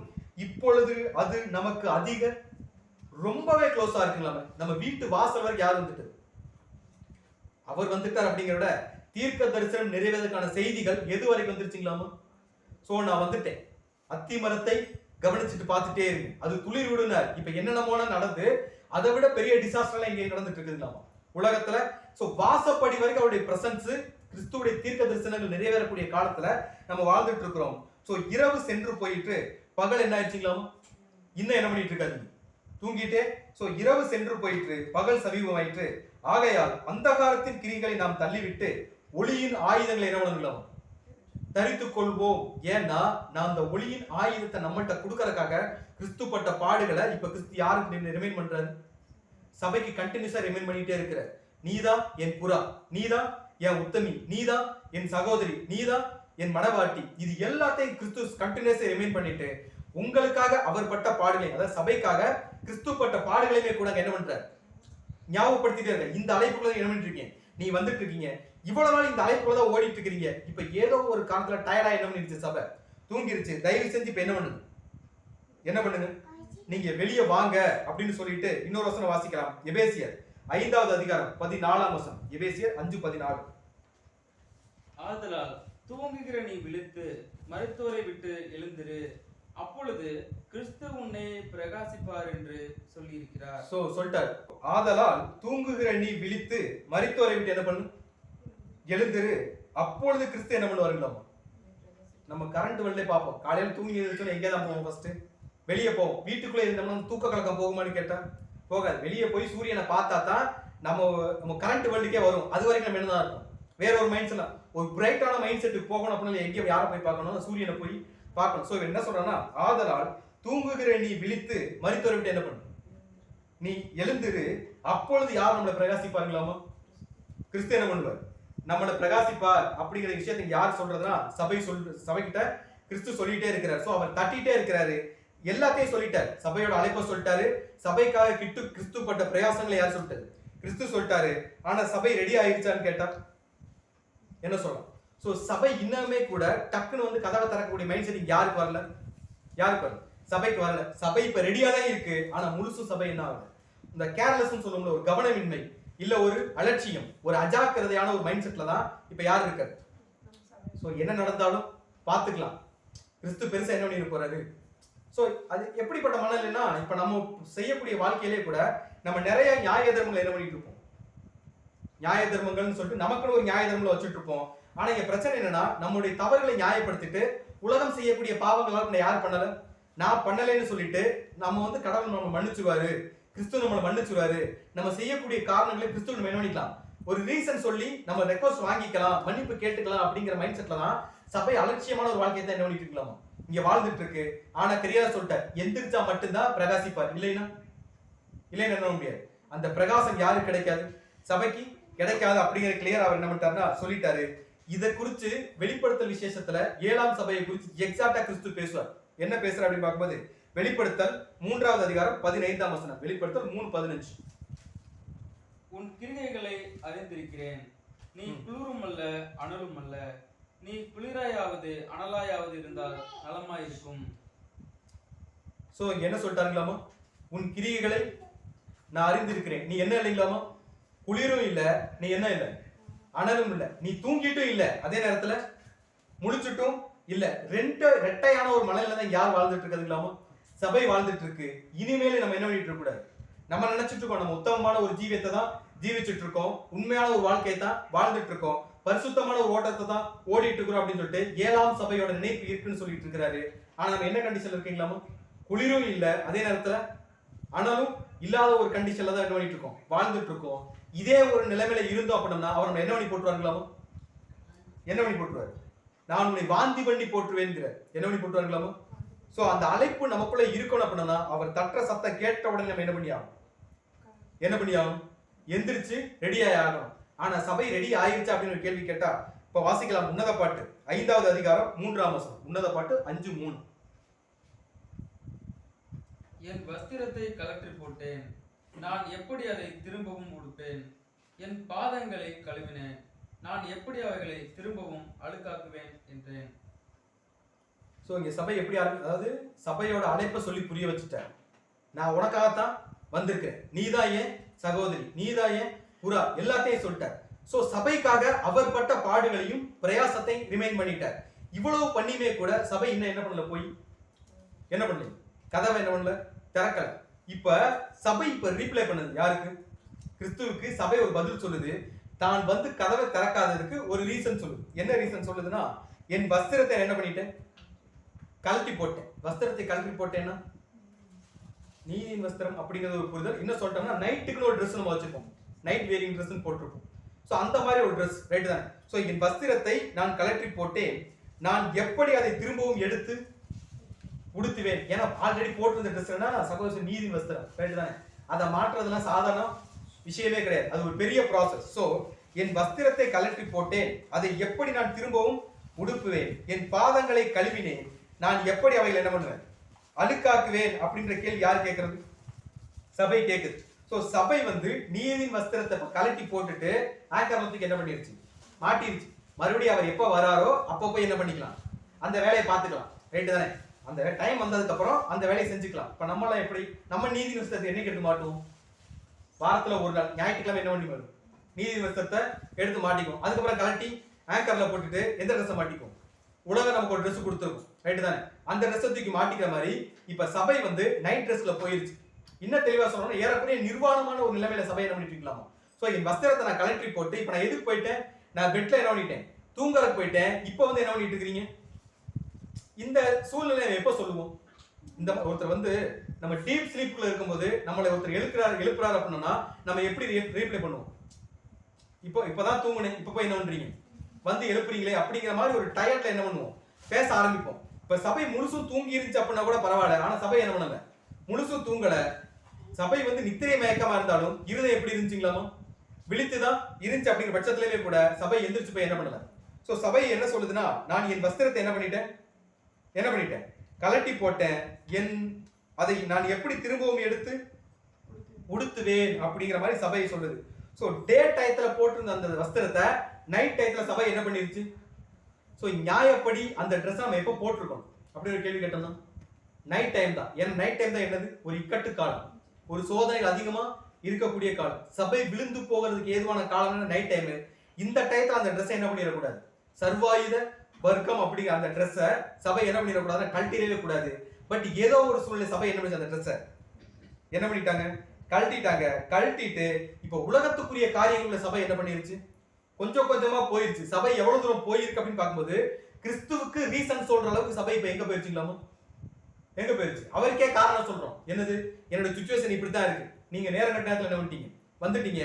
இந்த டயத்துல என்னால டக்குன்னு இருந்து என்ன பண்ண முடியாது, ரெடி வந்து திறக்க முடியாது அப்படின்னு சொல்லிட்டு இப்ப சபை யாருக்கு ரீப்ளேஸ் சொன்னதுன்னா, என்னால திரும்பவும் கிறிஸ்துவிட்ட வர முடியாத தூரத்துக்கு நான் என்ன பண்ணிட்டேன், நான் போயிட்டேன். என்னுடைய ஃபேமிலி இருக்கு, என்னோட குழந்தையோட வாழ்க்கையை பார்க்கணும், என்னுடைய குடும்ப பொருளாதாரத்தை பார்க்கணும்னு சொல்லிட்டு நியாயமான காரணங்கள் சொல்றதா நினைச்சிட்டு யார்கிட்ட காரணம் சொல்லிட்டு இருக்கிறோங்களாமா? கிறிஸ்துக்கிட்டே காரணம் சொல்லிட்டு உலகத்துக்குள்ள சபை கொஞ்சம் கொஞ்சமா என்ன பண்ணிட்டு இருக்கலாமா? போயிட்டே இருக்குது. எவ்வளவு தூரம் சபை போகுது அப்படின்னு பார்க்கும்போது நம்ம மத்தேயு 15:8 படிச்சவங்கல்ல, உங்க வாயினால மட்டும் என்ன பண்றீங்க, என்ன பத்தி பேசுறீங்க ஒழிய உங்கள் இருதயம் எப்படி இருக்குங்களாமா? சோ நான் உங்களுக்காக தான் காத்துக்கிட்டு இருக்கேன், உங்க வேலையை தான் செய்ய போறேன், உங்களுக்காக தான் வாழ்ந்துட்டு இருக்கேன்னு சொல்லிட்டு, ஆனா கிறிஸ்து வரும்போது அவருக்கு ரெஸ்பான்ஸ் பண்ணக்கூடிய தகுதி சபைக்கு இருக்கான்னு கேட்டா, இந்த வசனங்களை இதுக்கு முன்னாடி நம்ம நிறைய தீர்க்கதரிசிகளை பார்த்திருக்கோம். யாருக்கு அப்ளை பண்ணி பார்த்திருக்கோம்? இந்த மாதிரி யாரு சொல்லுன்னு படிச்சிருக்கோம். நான் என் வஸ்திரங்களை கலட்டி போட்டேன், அதை திரும்ப எப்படி எடுத்து உடுத்துவேன்னு சொல்லிட்டு இந்த கான்செப்டை இதுக்கு முன்னாடி நம்ம யாருக்கு அப்ளை பண்ணி முடியாத ஐடியா இருக்கு? திரள் கூட்டத்தை கம்பேர் பண்ணி படிச்சிருக்கோம். ரைட்டு தானே? திரள் கூட்டம் வந்து கதவை தட்டும்போது என்ன பண்ணாது, திறக்காது. சோ அவர் அதுக்கப்புறம் அந்த வெளிப்படத்துல படிச்சிருக்கோம், இவர்கள் ஆட்டுக்குட்டியான ரத்தத்தில் தோய்த்து வெளுத்தவர்கள் அப்படின்னு தான் படிச்சிருக்கோம். சோ இந்த மாதிரியான ஓட்டத்தை திரள் கூட்டம் தான் ஓடும் அப்படிங்கிற டோன்ல படிச்சிருக்கோம். ஆனா உன்னத பாட்டுல இந்த அதிகாரம் பேசக்கூடிய டோன் என்னன்னா, நம்ம உன்னத பாட்டு 1ஆம் அதிகாரம் படிக்கும் போதே படிச்சிட்டோம். உன்னத பாட்டு யாருக்கும் நடுவுல கான்வர்சேஷன், கிறிஸ்துவுக்கும் சபைக்கும் நடுவுல மட்டுமே நடக்கிற ஒரு உரையாடல். இங்க 3வது நபருக்கு என்ன கிடையாது, இடம் இல்லை. சோ சபை இந்த வேலைகளை செய்யுமா அப்படின்னு கேட்டா ஒரு புரிதல் இருக்கு, நம்ம பின்னாடி பார்க்கலாம். சோ கிறிஸ்துவை விட்டு இருதயத்துல ரொம்ப தூரமா இப்ப என்ன பண்ணிருச்சு, சபை போயிருச்சு. எவ்வளவு தூரமா போயிருச்சுன்னா சபை என்ன சொல்றதுன்னா, என் பாதங்களை நான் என்ன பண்ணிட்டேன், கழுவிட்டேன், அதை திரும்பவும் எப்படி என்னாக்குவேன், அழுக்காக்குவேன்னு கேக்குது. பாதங்களை கழுவுறதுன்னா ஆக்சுவலா பாதங்களை எதை அடையாளப்படுத்தும்? பாதங்களை எதை அடையாளப்படுத்தும்? சுவிசேஷத்தை அறிவிக்கிறவருடைய பாதங்கள் எவ்வளவு அழகா இருக்குது அப்படின்னு சொல்லியிருப்பாரு. சோ சுவிசேஷத்தை அறிவிக்கிறதுக்கு ரெடியா இருக்கக்கூடிய பாதங்கள் தான் யாருடைய பாதங்கள்? சபையுடைய பாதங்கள். இப்ப சபை என்ன சொல்றது, அந்த பாதத்தை என்ன பண்ணிட்டேன், கழுவிட்டு இப்ப நித்திரைக்குள்ள நான் போயிட்டேன், திரும்பவும் அதை எப்படி அழுக்காக்குவேன்னா, இப்ப கிறிஸ்துவுடைய வேலையை செய்யறத சபை எப்படி பாக்குது, ஒரு எப்படி சொல்லலாம், மறுபடியும் போய் அந்த வேலையை நம்ம என்ன செய்யறதா? இப்ப நம்ம எப்படி புரிஞ்சுக்கலாம், நம்ம சபை ஓட்டத்துக்கு ஓடிட்டு இருக்கிறோம்னா ஒரு சில பாடுகள் வந்து அந்த பாடுகள் நமக்கு ஒரு பாதிப்பை ஏற்படுத்திருச்சுன்னா மறுபடியும் சர்ச்சுக்கு போறதுக்கு என்ன பண்ண ஆரம்பிச்சிருவோம், யோசிக்க ஆரம்பிச்சிருவோம். என்ன பாடு வந்தாலும் பரவாயில்ல, நான் சர்ச்சுக்கு போயே திருவேன் அப்படிங்கிற ஒரு புரிதல். ஒரு சின்ன பாடு வந்தா கூட கண்டிப்பா இந்த விஷயத்தை நம்ம பண்ணிதான் ஆகணுமா, வேற ஒரு காரியத்தை நம்ம என்ன பண்ணிக்கலாம், இல்ல வீட்டுல இருந்தே கூட நம்ம ஒரு சில விஷயங்களை பண்ணிக்கலாம் அப்படின்னு சொல்லிட்டு சபையுமே கூட சத்தியத்தையும் கூட ஒதுக்கி வைக்கக்கூடிய மனநிலை யாருக்குள்ள இருக்குன்னா சபை மக்களுக்கு மத்தியில இருக்குது. இது யாருக்கு மத்தியில இருக்குதுங்களா? சபை மக்களுக்கு மத்தியிலேயே இருக்குது அப்படின்னா, இப்ப சபை என்ன சொல்றது அப்படின்னு பார்க்கும்போது, இப்ப என்னுடைய வேலையை செய்யறதுக்கு நான் என்னவா இல்லை, எந்த வேலையை செய்யறதுக்கு, அவரோட வேலையை செய்யறதுக்கு இப்ப நான் என்னவா இல்லை, நான் ரெடியா இல்ல. அது வந்து சபைக்கு டயர்டான வேலையா தெரியுது. எதை செய்யறது, அவர் ஏன்னா என் பாதங்களை மீண்டும் நான் எப்படி அழுக்காக்குவேன்னு கேக்குது. என்னால இறங்கி அந்த வேலையை செய்யறதுக்கே எனக்கு என்னவா இருக்குங்களா, ஒரு அன்கம்ஃபர்டபுளா இருக்குதுன்னு இப்ப யார்கிட்ட சொல்லிட்டு இருக்கிறாங்க? இப்ப இது சொல்லுவாங்க, நம்ம மத்தேயில படிச்சிருக்கோம், நான் வந்து ரொம்ப உங்களோட வேலையை பார்த்தேன், எனக்கு ஒரு ரட்சி மத்த 7:22 படிச்சிருப்போம்ல, அந்நாட்களில் அநேகர் என்னை நோக்கி கர்த்தாவே கர்த்தாவே உமது நாமத்தினாலே தீர்க்க தரிசனம் உரைச்சோம், எல்லாமே பண்ணணும், ஆனா உங்களுக்கு நீங்க என்ன பண்ணல, கவனிக்கல அப்படின்ற மாதிரி. இப்ப சபை என்ன சொல்றதுன்னா, நாங்க நிறைய வேலை செஞ்சோம், அதற்கான பலன் யாருக்கு கிடைக்கல, சபைக்கு கிடைக்கல. இப்ப நாங்க டயர்ட் ஆகி இனிமேல் இது சரிப்பட்டு வராதுன்னு இந்த ஃபீல்ட்ல இருந்து என்ன பண்ணிட்டோம், எங்களை ஒதுக்கிட்டோம். மறுபடியும் என்ன பண்ணாதீங்க, எங்களை கூப்பிடாதீங்க, எங்களால இந்த வேலை என்ன பண்ண முடியாது, செய்ய முடியாது அப்படிங்கிற அளவுக்கு யார்கிட்ட ரீசன் சொல்லிட்டு இருக்காங்களாமோ? யார்கிட்ட ரீசன் சொல்றாங்க? கிறிஸ்துவ கிட்ட. எப்படி ரீசன் சொல்றாங்க அப்படின்னு பார்க்கும்போது ஒரு வசனம் வாசிக்கலாம். எரேமியா தீர்க்கதரிசன புத்தகம் 4வது அதிகாரம் 22ஆம் வசனம். எரேமியா 4:22. என் ஜனங்களோ மதியற்றவர்கள், என்னை அவர்கள் அறியாதிருக்கிறார்கள். நான் அவர்கள் பைத்தியமுள்ள பிள்ளைகள், அவர்களுக்கு உணர்வே இல்லை. பொல்லாப்பு செய்ய அவர்கள் அறிவாளிகள், நன்மை செய்யவோ அவர்கள் அறிவில்லாதவர்கள். சோ யாரை பார்த்து பேசிட்டு இருக்கிற இந்த வசனம்? யாரை பார்த்து பேசுறாரு? ஆரம்பிக்கும் போது எப்படித்தான் ஆரம்பிக்கிறார், அட்ரஸ் பண்ணிருப்பாரு, என் ஜனங்களோ அப்படின்னா யாரை பார்த்தா பேசிட்டு இருக்கிறாரு? சபைக்காக அழைக்கப்பட்ட திருச்சபை பிள்ளைகளை பார்த்து இருக்காரு. சோ என் ஜனங்களோ என்ன அற்றவர்கள், மதியற்றவர்கள், என்னை அவர்களுக்கு என்ன தெரியலாம், அறியாது இருக்கிறார்கள். அவர்கள் பைத்தியம் உள்ள பிள்ளைகள், அவர்களுக்கு உணர்வே இல்லை. பொல்லாப்பு செய்ய அவர்கள் அறிவாளிகள் நன்மை செய்யவா உங்களுக்கு என்ன இல்லைங்களா? என்ன இல்ல? சோ சத்தியத்தை விட்டு வெளியே போறதுக்கு யார்கிட்ட ரீசன் சொல்லிட்டு இருக்கிறாங்க? கிறிஸ்துவுக்கிட்டே காரணம் சொல்லிட்டு இருக்கிறாங்க. ஆனா சத்தியத்தை மேற்கொண்டு செய்யக்கூடிய அளவுக்கு தைரியமோ ஒரு வாஞ்சையோ ஒரு ஒரு பிடிமானவங்க யாருக்கு இல்லைங்களா? யாருக்கு இல்லை? சபைக்கு இல்ல. ஒரு சின்ன சான்ஸ் கிடைச்சா கூட இதுல இருந்து என்ன பண்ணிடுவாங்க? வெளியே போகக்கூடிய நிலைமையில தான் இங்க யார் இருக்கிறதுனா சபை இருக்குது. சோ எந்த அளவுக்கு அவங்க சத்தியத்துல இல்ல பாவம்ன்றதுக்கு இன்ட்ரெஸ்டா இருக்கிறாங்க அப்படின்னு பார்க்கும்போது இன்னொரு வசனம் வாசிக்கலாம். லூக்கா எழுதின சுவிசேஷம் 14வது அதிகாரம் 17 18. லூக்கா 14 17 18. விருந்து வேளையில் தன் ஊழியக்காரனை நோக்கி, நீ அழைக்கப்பட்டவர்களிடத்தில் போய் எல்லாம் ஆயத்தமாய் இருக்கிறது, வாருங்கள் என்று சொல்லென்று அவனை அனுப்பினான்.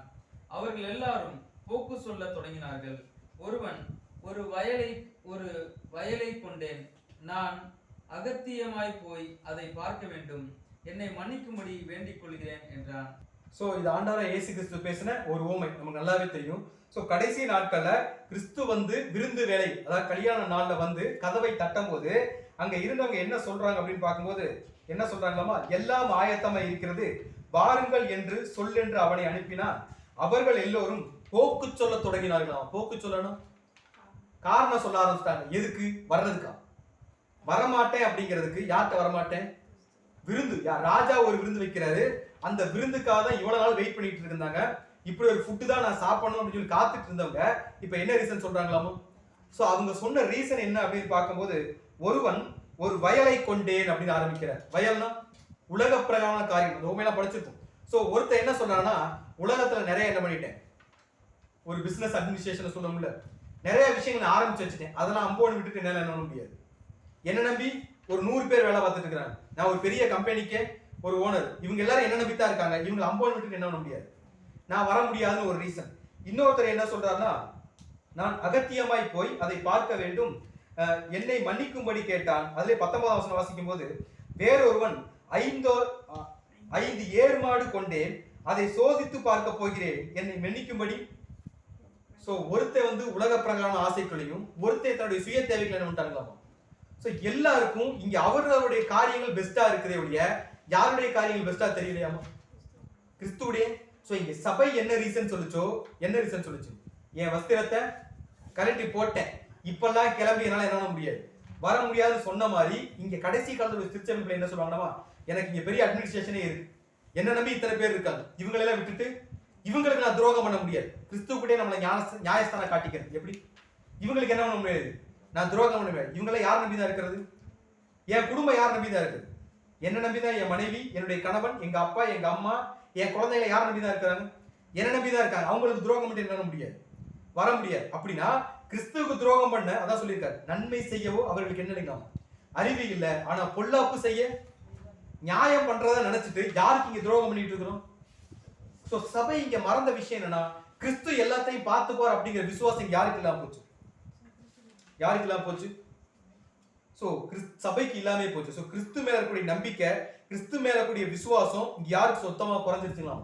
சபைக்கு கொஞ்சம் கொஞ்சமா குறைஞ்சு இப்ப சபை யாரை நம்ப ஆரம்பிச்சிச்சுன்னா தன்னுடைய சுயத்தை என்ன பண்ணிருச்சுக்கலாம், நம்ப ஆரம்பிச்சிச்சு. நான் தான் என் குடும்பத்தை பார்த்துக்கணும், நான் தான் என் தொழிலை பார்த்துக்கணும், என்னுடைய மாமிசத்தை யார் தான் பார்த்துக்கணும், நான் தான் பார்த்துக்கணும்னு சொல்லிட்டு சபை முழுக்க முழுக்க தன்னுடைய சுய பட்சாபதம் சொல்லுவாங்கல்ல, அந்த ஒரு விஷயத்துக்குள்ள யாரு போயிட்டதுன்னா சபை போயிருச்சு.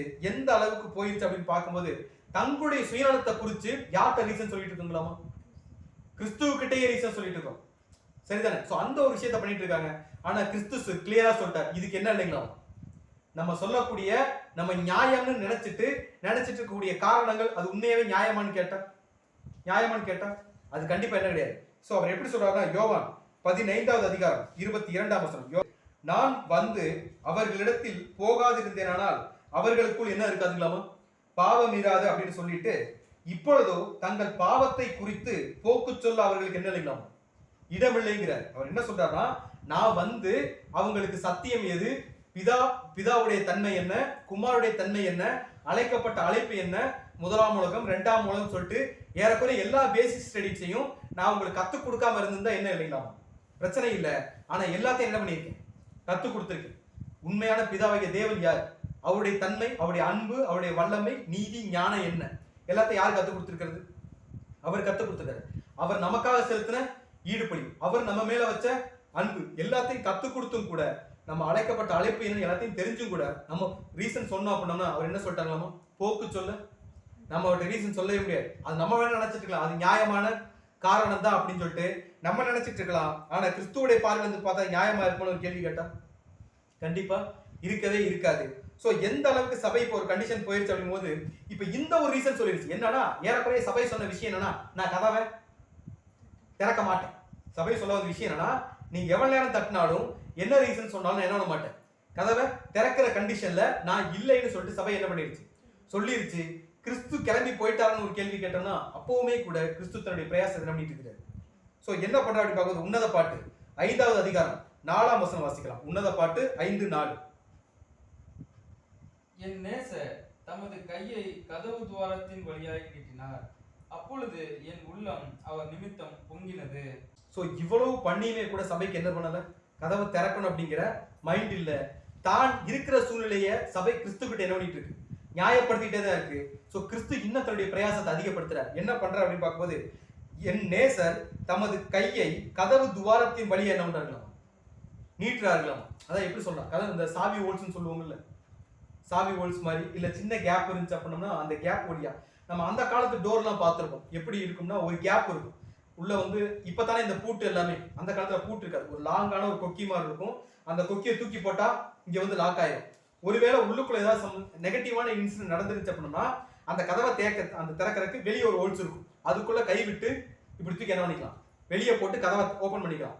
ஆனா கிறிஸ்து என்ன பண்றாருன்னா அந்த கதவு துவாரத்தின் வழி என்ன பண்றாங்களாம், தன் கையை நீட்டி நான் இன்னும் யாருக்காக வெயிட் பண்ணிட்டு இருக்கிறேன், உனக்காக என்ன பண்ணிட்டு இருக்கிறேன், வெயிட் பண்ணிட்டு இருக்கேன் அப்படிங்கிறத இப்ப யார் சொல்ல வர்றதுன்னா கிறிஸ்து என்ன பண்றாரு. சோ கையினாலே நமக்கு தெரியும், கை எதை அடையாளப்படுத்தும், கிரியை.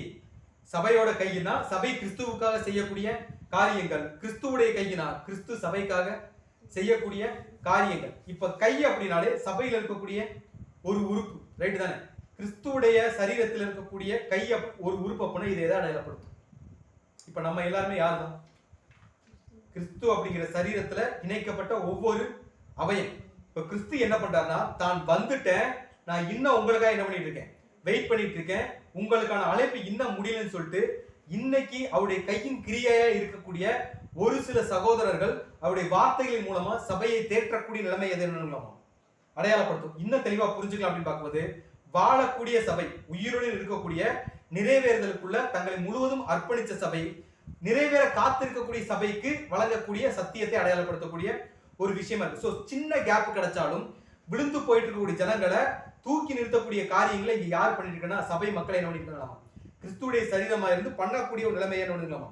ஸோ கிறிஸ்துடைய கிரியை வந்து இங்க சபைக்காக என்ன பண்ணிட்டு இருக்கலாமா, ஊழியம் பண்ணிட்டு இருக்கு. அவர் என்ன பண்ண, கதவு துவாரத்தின் வழியா, கதவு துவாரம் தெரியும்ல, இப்ப நமக்கும் அவருக்கு நடுவில் இருக்கிறது என்னது, நம்ம இருதயம் தான் அடைக்கப்பட்டிருக்கு, ரைட் தானே? கிறிஸ்து உள்ள வராதபடி நம்முடைய இருதயம் எப்படிப்பட்டிருக்கு, அடைக்கப்பட்டிருக்கு. அதுல வந்து ஒரு சின்ன ஹோல்ஸ் இருக்கு, ஏன்னா நான் நித்திரை பண்ணினேன் என் இருதயமும். சோ ஒரு சின்ன ஹோல்ஸ் இருக்கு, அந்த ஹோல்ஸ் வழியா தம்முடைய கிரியை இங்க யார் காட்ட ஆரம்பிக்கிறதுங்களாமா. சோ நான் உனக்கா என்ன பண்ணிட்டு இருக்கேன், வெயிட் பண்ணிட்டு இருக்கேன், உன்னுடைய தாட்டு தப்பு, நீ தயவு செஞ்சு அதுல இருந்து வெளியே வந்துரு, நான் உனக்காக என்ன பண்ணிருக்கேன் வந்திருக்கேன்னு சொல்லிட்டு திரும்ப திரும்ப யார் இங்க ரிமைண்ட் பண்ணிட்டு இருக்கா, கிறிஸ்து தம்முடைய ஈடுபலியை குறிச்சும் கிறிஸ்துவுக்காக. அதான் எப்படி சொல்றது, நம்ம கண்டினியூஸா தப்பு பண்ணிட்டே இருக்கும். அவர் சொன்னார் ஒருவன் வலது கணைத்தை அறைந்தான். சோ நம்ம தீமைக்கு தீமையை செய்யாமல் நன்மையை செய்யக்கூடிய நிலைமை. சபை வேணான்னு சொல்லியுமே கூட நான் உன்னை விட்டுட்டு போக மாட்டேன் அப்படிங்கிறத கிறிஸ்து என்ன பண்றாங்களாமா, திரும்ப திரும்ப சபைக்கு என்ன பண்ணிட்டு இருக்கிறாரா, ஞாபகப்படுத்திட்டே இருக்கிறாரு. இதை ரிப்பீட்டடா பண்ணும்போது சபைக்குள்ள என்ன வருதுங்களாமா, ஒரு கில்ட் ஃபீல் வருது.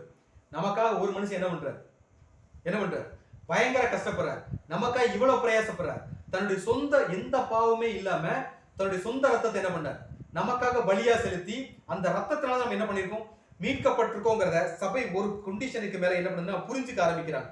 அதை எப்படி சொல்லியிருக்காருன்னா, என் நேசர் தமது கையை, அந்த அம்மா வந்து அது சொல்லலாம், சபை வந்து இன்னும் கிறிஸ்துவ விட்டு வெளியே போல அப்படிங்கிறத இன்விசிபிளா விட்னஸ் பண்ணுது. முதல்ல என்ன சொல்லிருச்சுன்னா, நான் கதவை என்ன பண்ண மாட்டேன், திறக்க மாட்டேன், ஏன், என் வஸ்திரத்தை கலட்டி போட்டேன், என் பாதத்தை என்ன பண்ணிட்டேன், கழுவி நான் ரெஸ்ட் எடுக்க போயிட்டேன், இப்ப வந்து என்ன பண்ண முடியாது, திறக்க முடியாதுன்னு சொன்னாலுமே கூட கிறிஸ்துவ சபை எப்படி பாக்குதுங்களாம், என் நேசர். சோ கிறிஸ்துவ மேல இன்னமும் கூட சபைக்கு என்ன பண்ணிட்டு இருக்கு, ஒரு அஃபெக்ஷன் இருக்கு. சோ அந்த சாஃப்ட் கார்னர்னு சொல்லுவோம்ல, அது யார் மேல இருக்குன்னா கிறிஸ்து மேல இருக்கு. அந்த ஒரு சாஃப்ட் கார் நிமித்தம் இப்ப கிறிஸ்து சபைக்கு என்ன பண்றாரு, பிரயாசப்படுறாரு. அத சபை என்ன பண்ணுங்களாமா, ஒரு ஸ்டேஜுக்கு மேல சபை தூங்கிட்டே இருந்தாலுமே கூட கிறிஸ்து செய்யக்கூடிய அந்த நற்குலங்கள் இப்ப யாருக்கு வந்து பிரகாசமா அமையுது? யாருக்கு பிரகாசமா அமையுது? ஒரு சின்ன ஓல்ஸ் மூலமா கிறிஸ்துவுடைய முக வெளிச்சம் இங்க யாருக்கு வருதுங்களாமா? சோ கணவன் மனைவியை குறிச்சுக்கிற அப்போஸ்தலன் பவுல் பேசியிருப்பார். என்னன்னா, மனைவிகளே உங்கள் கணவருக்கு எல்லா விதத்திலும் என்ன பண்ணுங்க? கீழ்ப்படிங்க. ஏன் கீழ்ப்படியணும்னா, உங்களுடைய நல்ல நடக்கைகளை பார்த்து ஒரு நாளில ஒரு நாள் அந்த கணவன் எதுக்குள்ள வர வாய்ப்பு இருக்கு? சத்தியத்துக்குள்ள அவர் ஆதாயப்படுத்திக்குள்ள ஒரு வாய்ப்பு இருக்குன்னு சொன்ன மாதிரி இப்ப சபை வந்து தூங்கிட்டு இருக்கு. சபை எழுப்புறதுக்காக கிறிஸ்து கண்டினியூஸா ஒரு நல்ல ஒரு கிரியைய இல்ல ஒரு நல்ல குணாதிசயத்தை அவருடைய தியாகங்களை இப்ப யாரு காட்டிட்டே இருக்காங்களோ? சபைக்கு என்ன பண்ணிட்டு இருக்காரு? கண்டினியூஸா காட்டிட்டே இருக்கிறாரு. சோ இந்த ஃபீலிங் யாருக்கு வருதுன்னா சபைக்கு வருது. யாருக்காக தான் பிரயாசப்பட்டு இருக்கிறாரு? நமக்காக. இவ்வளவு தூரம் யாருக்காக தான் வந்திருக்கிறார்? நமக்காக தான். உலகத்தில் நிறைவேறக்கூடிய தீர்க்க தரிசனங்கள், உலகத்தில் நிறைவேறக்கூடிய வாக்குத்தத்தங்கள், இது எல்லாமே யாருக்காக மட்டும்தான்? நமக்கு எச்சரிப்புக்காகத்தான். இனிமேல் நம்ம என்ன பண்ணிட்டு இருக்க கூடாது? என்ன பண்ணிட்டு இருக்க கூடாது? தூங்கிட்டு இருக்க கூடாது அப்படின்னு சொல்லிட்டு சோ அது எந்த அளவுக்கு எக்ஸ்பிரஸ் பண்ணுது சபை அப்படின்னு பார்க்கும்போது நம்ம ஒரு வசனம் வாசிக்கலாம். ஏசாயா 21வது அதிகாரம் 12ஆம் வசனம். ஏசாயா 21:12. அதற்கு ஜாமக்காரன், விடியற்காலம் வருகிறது, ராக்காலமும் வருகிறது, நீங்கள் கேட்க மனதானால் திரும்பி வந்து கேளுங்கள் என்று சொல்கிறான்.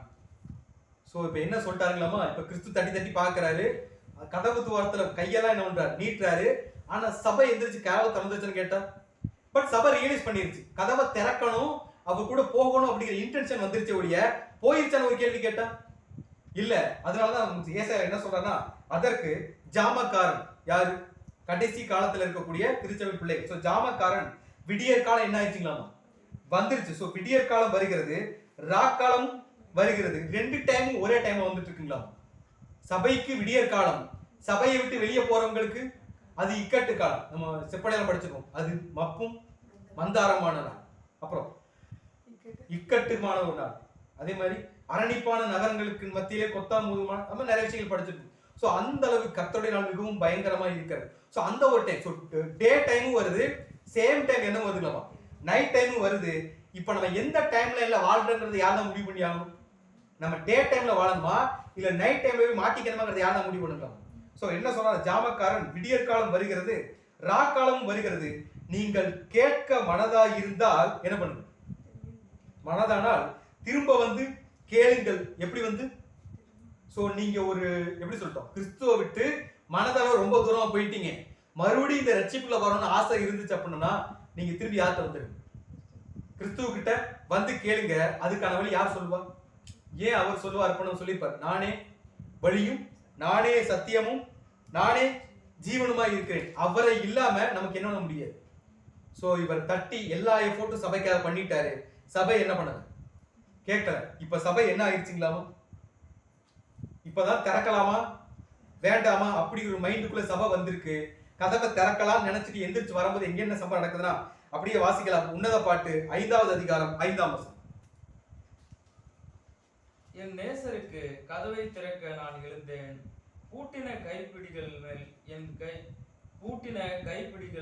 என் கையில் இருந்து வெள்ளை போலமும் என் விரல்களில் இருந்து வாசனையுள்ள வெள்ளை போலமும் வடிந்தது. சோ என்ன சொல்லியிருக்காங்களாமா?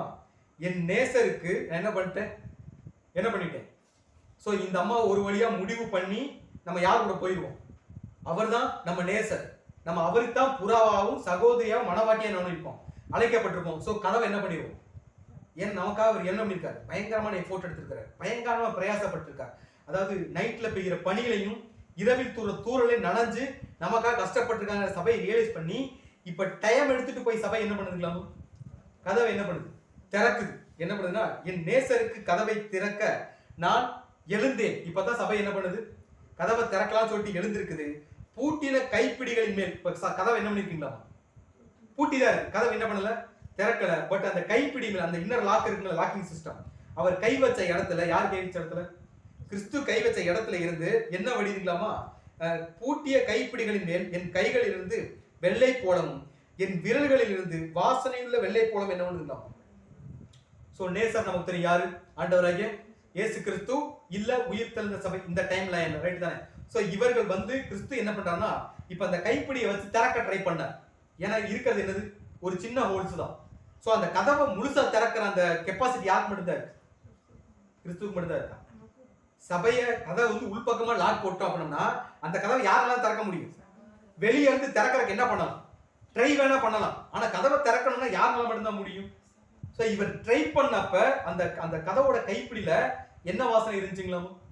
வெள்ளை போல வாசனை. நம்ம படிச்சிருக்கோம். வெள்ளை போலம்னாலே ரொம்ப கசப்பான பாடுகளுக்குள்ள கிறிஸ்து சிந்தின அந்த தியாக உணர்வு, அந்த ரத்தத்தை அடையாளப்படுத்தக்கூடிய ஒரு விஷயம். ஸோ கிறிஸ்து எனக்காகப்பட்ட பாடுகள் எதுல இருக்குன்னு அந்த கைப்பிடியில இருக்குங்களாமா. இப்ப மறுபடியும் சபை எந்திரிச்சு கிரியை செய்ய ஆரம்பிக்குது. எந்திரிக்கவே மாட்டேன், என் பாதை என்ன ஆயிரும், அழுக்காயிரும் சொன்ன சபை இப்ப எந்திரிச்சு மறுபடியும் என்ன செய்ய ஆரம்பிக்குது, வேலை செய்யணுங்கிற முடிவுக்கு வந்ததுக்கு அப்புறம் தான் இப்ப சபைக்கு என்ன புரியுது அப்படிங்கும் போது எனக்காக அவர் என்ன பண்ணியிருக்காரு, பயங்கரமான அவருக்குள் பாவம் இல்லை. ரைட்டு தானே? அவருக்குள்ள பாவம் இல்லாதிருந்தும் அவர் வையப்பட்டார், பாடுபட்டார். ரைட்டு தானே? நமக்காக அடிக்கப்பட்டார், நொறுக்கப்பட்டார் அப்படிங்கிற விஷயத்தை யார் ரியலைஸ் பண்ண ஆரம்பிக்குதுங்களாமா? ஸோ சபை ரியலைஸ் பண்ண ஆரம்பிக்கும் போது இப்ப அந்த கைப்பிடியில இப்ப யார் போய் கைய வைக்கிறது? கிறிஸ்து கை வச்ச அதே கைப்பிடியில இப்ப அவர் போயிட்டார். இப்ப அங்க யாரும் இல்ல, கிறிஸ்து இல்ல, அவர் போயிட்டாருங்கிறது யாருக்கு தெரியாது? சபைக்கு தெரியாது. இப்பதான் சபை திறக்க போகுது. திறந்தாதான் மணவாளன் வெளியே நிக்கிறாரா இல்லையாங்கிறது தெரியும். ஸோ சபை திறக்கிறதுக்காக அந்த கைப்பிடியில சபையில கை வைக்குது. வச்ச உடனே அந்த ஸ்மெல்லும் வருது. இப்ப சபையோட கையில இருந்து அந்த வெள்ளை போல வாசனை என்ன பண்ணுதுங்களா வடியுது. அப்படின்னா அப்ப ஏதாவது புரிஞ்சுக்கலாம். இப்ப நான் ஃபிளேவர் சென்ட் அடிச்சிருக்கோம்னா நான் ஒரு இடத்துல டச் பண்ண அந்த ஸ்மெல் வர்றது ஒரு புரிதல். ரைட்டு தானே? பட் அந்த கைப்பிடியில அந்த சென்ட் கொட்டி இருக்குங்குது, அது ஸ்மெல் வடியுதுங்களாமா. அப்படின்னா கிறிஸ்து பரிபூர்ணமா தன்னுடைய பாடல் என்ன பண்ணிட்டார்? கிறிஸ்து முதலாம் வருகையிலையும் செஞ்சு முடிச்சிட்டாரு. இரண்டாம் வருகையிலையும் வந்து இவ்வளவு தூரம் யாருக்காக நின்றுட்டு இருந்தார் வெளியே?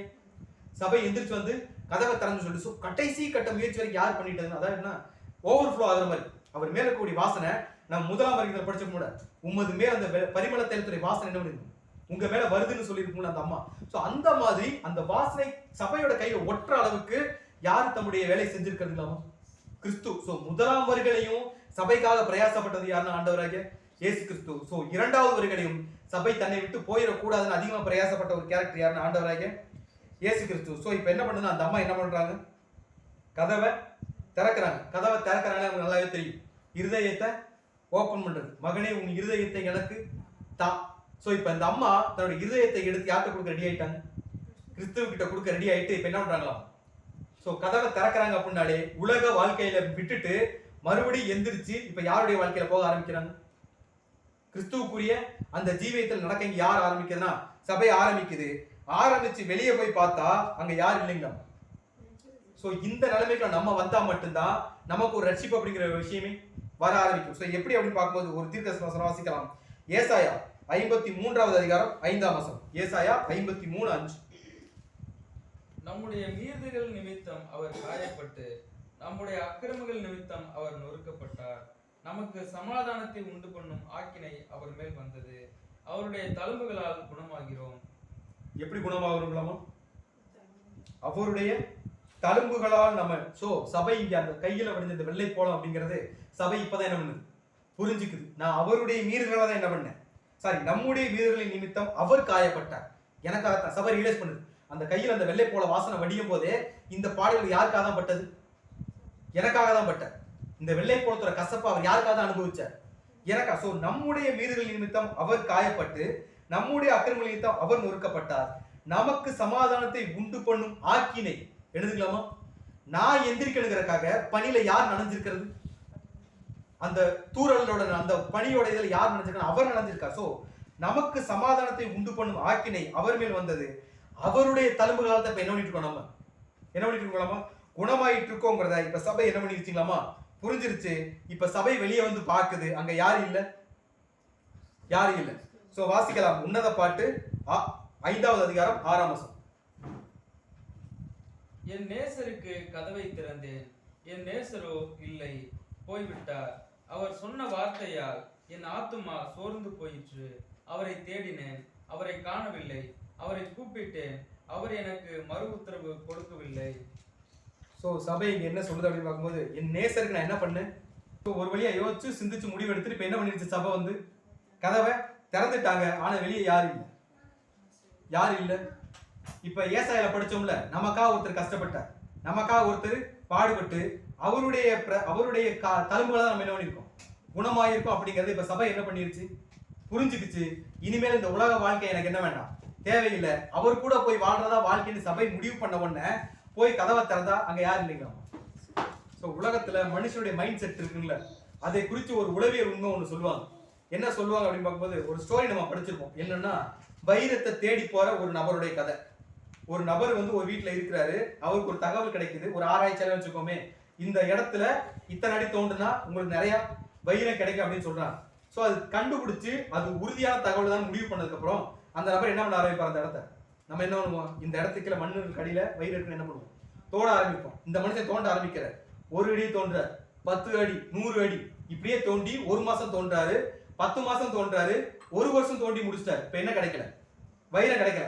மறுபடியும் போய் ரிசர்ச் பண்றாரு. ஆமா இங்கதான் என்ன இருக்கு, வைரம் இருக்குன்னு மறுபடியும் தோன்றாரு. 2 வருஷம் தோண்டிட்டாரு, என்ன கிடைக்கல? வைரம் கிடைக்கல. டென்ஷன் ஆயிடுற, என்ன கிடைக்கலன்னு சபை போய் இப்ப என்ன பண்ணிருச்சு, தூங்கிடுச்சு. டென்ஷன் ஆகி ஏதோ ஒரு விரக்தியில அந்த கடப்பாறை தூக்கி ஓங்கி போடுறாரு. கடப்பாறை ஒரு பாறை மேல விழுகுது. எது மேல விழுகுது? நம்ம நினைப்போம் அது வைரத்து மேலே, ஆனா வைரத்து மேல இல்ல, எதுதான் விழுந்துச்சு? ஒரு பாறை மேலதான் விழுந்துச்சு. டென்ஷன்ல என்ன பண்ணிட்டான்னா மறுபடியும் மேலே ஏறி இது வேலையே வேணாம்னு சொல்லிட்டு விட்டுட்டு போயிட்டாரு. விட்டுட்டு போனதுக்கு அப்புறம் பக்கத்து வீட்டுல ஒருத்தர் இருப்பான், ரைட்டு தானே? அவன் வந்து கேட்கறான், எதுக்குங்க இந்த மனுஷன் எவ்வளவு பெரிய புளிய தோண்டி வச்சிருக்காரு அப்படின்னு கேட்டப்ப அதுக்கு சொல்லுவாங்க, இங்க என்னமோ வைரம் இருந்துச்சாமா, 2 வருஷமா கஷ்டப்பட்டாப்ல, ஆனா கடைசி வரைக்கும் என்ன பண்ணல, ஒண்ணுமே கிடைக்கல அப்படின்னு சொல்லி எல்லாரும் அவரை இகழ்ந்து பேசும்போது இந்த 2வது கேரக்டர் ஒரு ஐடியா வரும். என்ன வரும் அப்படின்னா, இவ்வளவு தூரம் எஃபோர்ட் எடுத்து தோண்டி இருக்காருன்னா கண்டிப்பா ஏதோ ஒண்ணு இருக்கும். இவ்வளவு காரணம் இல்லாம தன் சொத்தையே வித்து இவ்வளவு பெரிய குழி என்ன பண்ணிருக்க மாட்டான் அந்த மனுஷன், தோண்டி இருக்க மாட்டான். நம்ம இப்ப என்ன பண்ணுவோம், போய் ட்ரை பண்ணி பார்ப்போம்னு போன மனுஷனுக்கு தோண்டுன ஒரு ஐடியிலேயே கீழே ஃபுல்லா என்ன இருந்திருக்கு, வைரம் இருந்திருக்கு. இப்ப வைரத்தை எடுத்துட்டு அந்த மனுஷன் டிராவல் பண்ணி வெளியே போகும்போது ஆல்ரெடி 2 வருஷம் எஃபோர்ட் போட்டான்ல, அந்த மனுஷன் அதை பார்த்தா எப்படி இருக்கும்? எப்படி இருக்கும்? அட பாவமே, இவ்வளவு தூரம் வெட்டினவனுக்கு கூட ஒரு அடி வெட்டணும்னு தோணலையே அப்படிங்கிற மைண்ட் செட் தான் இப்ப யாருடைய நிலைமைனா, யாருடைய நிலைமை? சபையோட. 2 நிமிஷம் முன்னாடி எந்திரிச்சு திறந்திருந்தா யாரு இங்க பார்த்துக்கலாம்?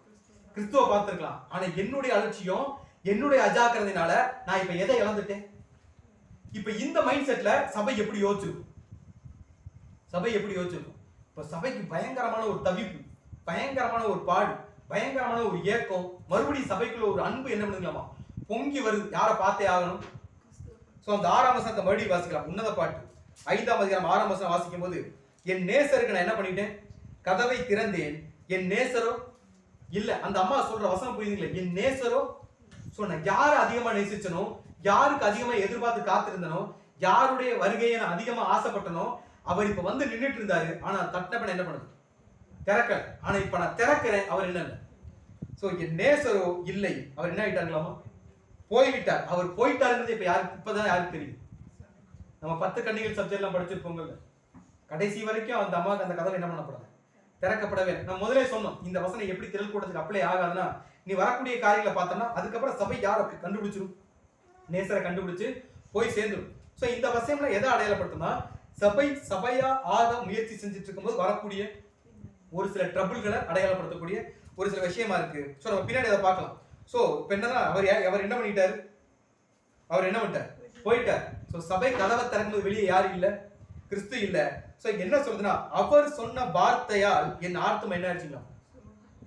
சோ சபையோட ஆத்மாவே இப்ப சோர்ந்து போகிற மாதிரி கிறிஸ்து என்ன பண்ணிட்டாரு, ஏதோ ஒண்ணு என்ன பண்ணிருக்காரு, சொல்லி இருக்கிறார். சோ ஆத்மா சோர்ந்து போயிட்டு இருந்தா, ஆத்மா சோர்ந்து போயிட்டு இருந்தா.